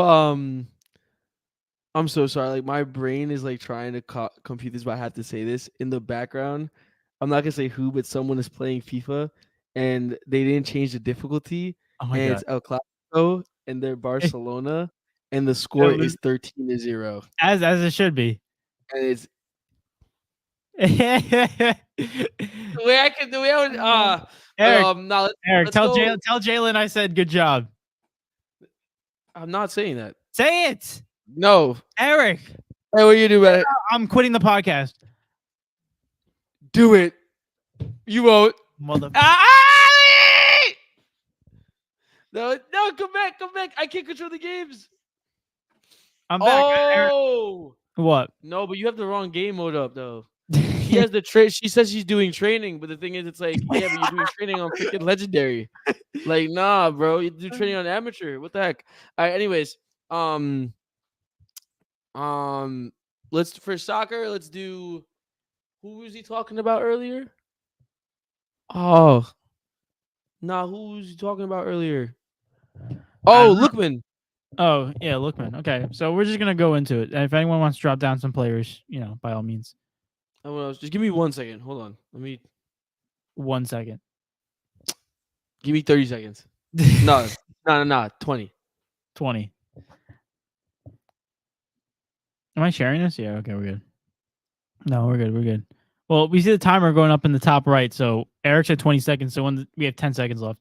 Just letting him know. It's like counting down New Year's. 5, 4, 3, 2, 1. Happy New Year. He's still not back. But anyway, guys, if you guys are enjoying this stream right now, enjoying this episode, make sure you hit that like button down below and subscribe if you're new. We appreciate y'all for sticking in. Hey, yo. But, at the end of the day, we appreciate y'all. You guys are the best. And if you're enjoying this, make sure you hit that like button, subscribe. It was more like 45. It was actually 37 to be exact. But I should have said 30. Yeah, let's get into these games and close out the show. Eric, since no one did it, who are we going with first? Let's go Lamar since he's skinny now. Yeah, in total, great job. Oh my God! I thought we was doing. No, not Luke. Oh Look, my God! bro, I'm I wearing the guess jersey. he stinks though. Where's Nas when I need him? What is that face? Look, he's on Dallas. Oh my! All right, so get it then. You have to get it. You have to get it now. You have to get it now. You see this? You have to get it. You see this? Yeah, go ahead. You see it? You see it? Go ahead. I'm Go just ahead. Now get it. damn. Uh-huh. Yep, go ahead. Easy dubs. Look at this. PJ Washington, get out of my face. Go cry to your mom. Look at this. Go home. Bye. Yeah. Bye. Nah! Bye. Get Luke out of here. Listen, it's the shirt. They knew I was wearing it today. They said, let's make David happy today. You know? He stinks. Eric! The Anthony only thing that Edwards. stinks is your butt after you don't Hey. wipe. That's Yo! the only Hey! Yo, talk about my butt. thing. You can't talk about my guy like that. It's disrespectful. Are we Nah, going Lamar? Let's go Lamar. Let's go Lamar. Do you see Lamar shredded 10 pounds? Yo, he's goated now. What do you think? You think that's a good thing or a bad thing? What do you think? I think it's I don't know because I was looking at like what people thought and like some people are like, isn't that mean he's more like prone to injury? But that's not necessarily true. He can still be in shape, but at the same time, like that means less muscle. But he's gonna be more quick and agile. So I don't really know. I guess it's a good thing. Only time will tell. But I'm here for Lamar MVP. All right. Well, I can't go to normal. I can't go to normal. What do you mean? I don't know. It's not letting me go to normal difficulty. So we're just on hard. Refresh it. I did, but it's not doing it. Oh my gosh, David. See, why you gotta break the game, bro? I didn't do it. David. Let's go Lamar. Oh my god, if it's a defense, we should skip. It's not letting me. It says it's not responding. Yeah, the game's cooked. All right, it's a QB. All right. We could do this. We could definitely do this. All right, it's in the NFC. He's tall. He's younger. This is Daniel Jones. Okay. Yeah, I think that's actually a great number.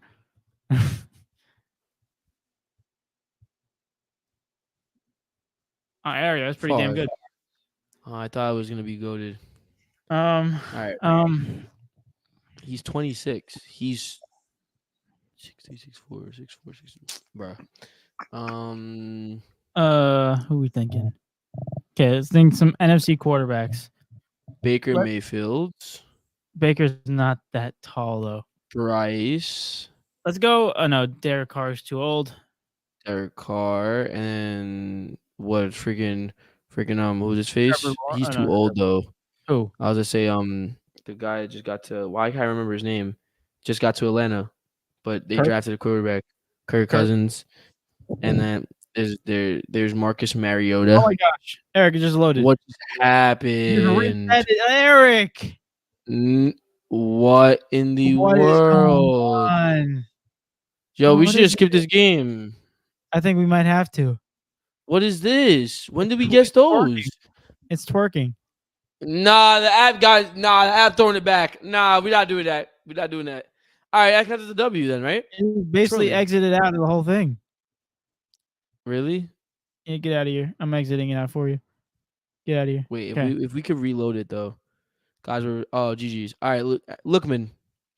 Yep. Hopefully this one doesn't. Yeah, this one's my favorite one, as you guys can tell.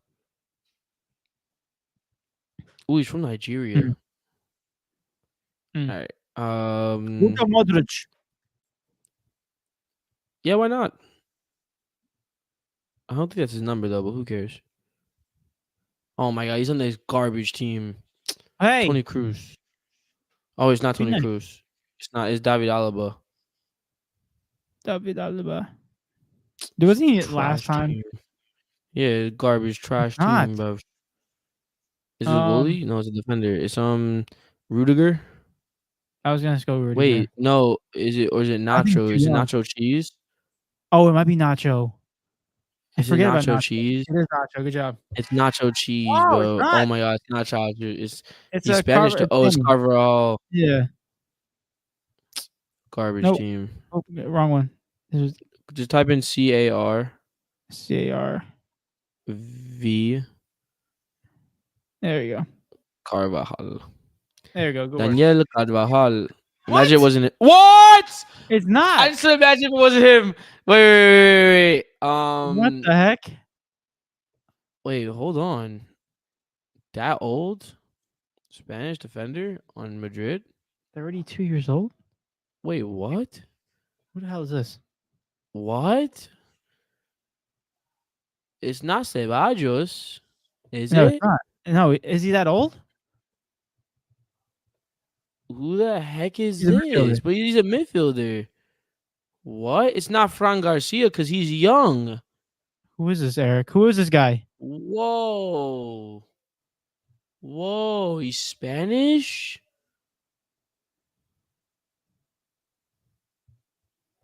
Bro, did they update this? Sergio Ramos doesn't play for them anymore. Like what? What's going on? Nope. Nacho, Rudiger, Alaba, Militao, Carvajal, I honestly Fran don't know. Garcia, Mendy. Yo, what? Who the heck is this? I'm trying to really think of their. Yo, who the heck is this? He gets no burn unless I can't. I'm blanking. 32-year-old?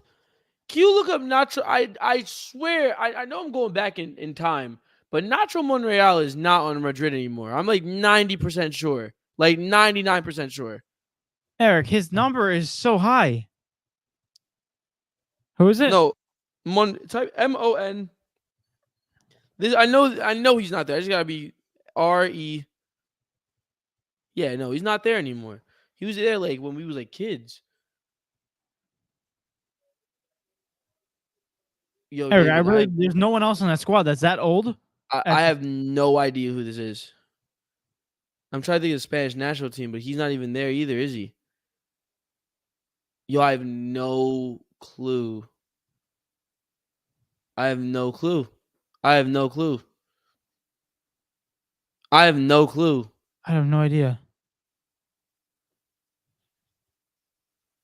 Watch, he recently left. Watch, maybe. Did he? No, but still. Nah, you couldn't have because there's no transfer window. It's not like the NBA where you can just trade people. Like, what's he got? Like loan? Nah. Is he alone? Nah. Who is this? 32. He's seasoned. Who is this guy? Eric, I'm confused. I don't know. You could guess. You could guess random people. I have no idea. I want to know who it is. I have no clue. I'm gonna go. Maybe they have him listed.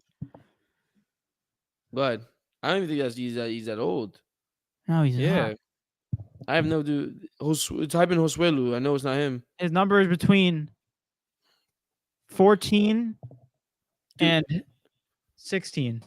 Dude, I literally have no idea. Number 14 through 16 on that team. Dude, I literally have no idea. Does anyone know in the comments? No clue. I'm trying to think of the squad real quick. Who is the squad? Dude, I only know I listed all the defenders. I swear to you, I thought I listed all the defenders. Like, again, he's gotta be I'm thinking he's a wing back. Because when you look at center backs, Militao, Rudiger, Alaba, Nacho. Yes. Wing backs, you have Carvajal, Mendy, Fran Garcia.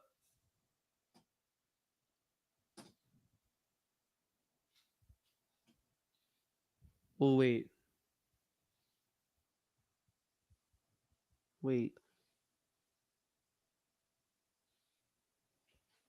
Jesus Navas is no. What am I thinking? I'm gonna go. Just throw someone out there. Lucas Vasquez. That's it. Yes. Oh my gosh! Thank you, David, for typing in that in. Eric, I thought he was a midfielder though. Oh my God! No, he's a defender. He's a right. I knew he's a fullback. I thought he was a midfielder. Oh my gosh! You typed in Luke. I was thinking of Spanish guys on that squad. I was just gonna press it. Oh my God! Wait, Damn. so did you know him? Yeah, I know who he is. I just didn't know he was a defender. He started as a winger and then I always became knew him as a a right. midfielder. Oh my! You typed in Lucas and it just popped. I was gonna type in Lucas Vasquez as well, but I'm like, Oh my gosh, that I was didn't clutch know from he was a you. defender. But Thank God you freaking typed that because I literally no shot. That would have been. I would have sat here confuzzled. but ladies and gentlemen, we hit the 10 o'clock mark and almost the 2 hour mark. Without further ado, guys, we appreciate every single one of you guys. And before we go off, Visual Input said no idea. He said literally listed as a midfielder on the club website. Well,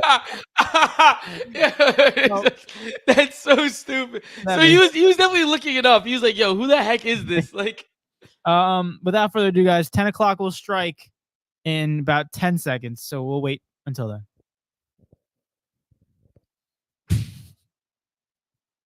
what's up, brothers? What's up, brothers? How are we doing today in this lovely afternoon, evening? Airplane Wednesdays, 10 o'clock. Tuesday. But ladies and gentlemen, thank you guys for listening to today's episode of D&E Takeover. Episode 269 of D&E Takeover is now officially in the books. We can check it off. We appreciate every single one of you guys. You guys are the best. Thank you for listening. Even if it's for a minute, even if it's for the whole almost 2 hours, thank you guys. You guys are the best. And also, thanks for just spending your time with us. We love talking to you guys. And without further ado, tune back in. I hope you guys have a great Memorial Day weekend too. Enjoy your Memorial Day weekend. It's supposed to be nice over here. So without further ado, I hope everyone has a fantastic day. And like, comment, subscribe if you're new. Thank you for listening. Appreciate y'all. And hope everyone has a fantastic day, fantastic week. Yeah, we need a day counter for David. Yeah, I think you said it fantastic. Hope you have a wonderful day, fantastic day at least 4 times before that. I know, it's honestly like my brain goes through a script and like I gotta keep on repeating it if I mess up. What's it called? In other words, you guys better have a good day, or else David's gonna pop up in your dreams. I hope you have a fantastic day, and then you hear my name. Fantastic day. Fantastic day. Hope you have a fantastic day. Hope you have a fantastic day. All right. Thank you guys, and have a lovely day. See you on Monday. Peace. It's been your boy. Oh crap.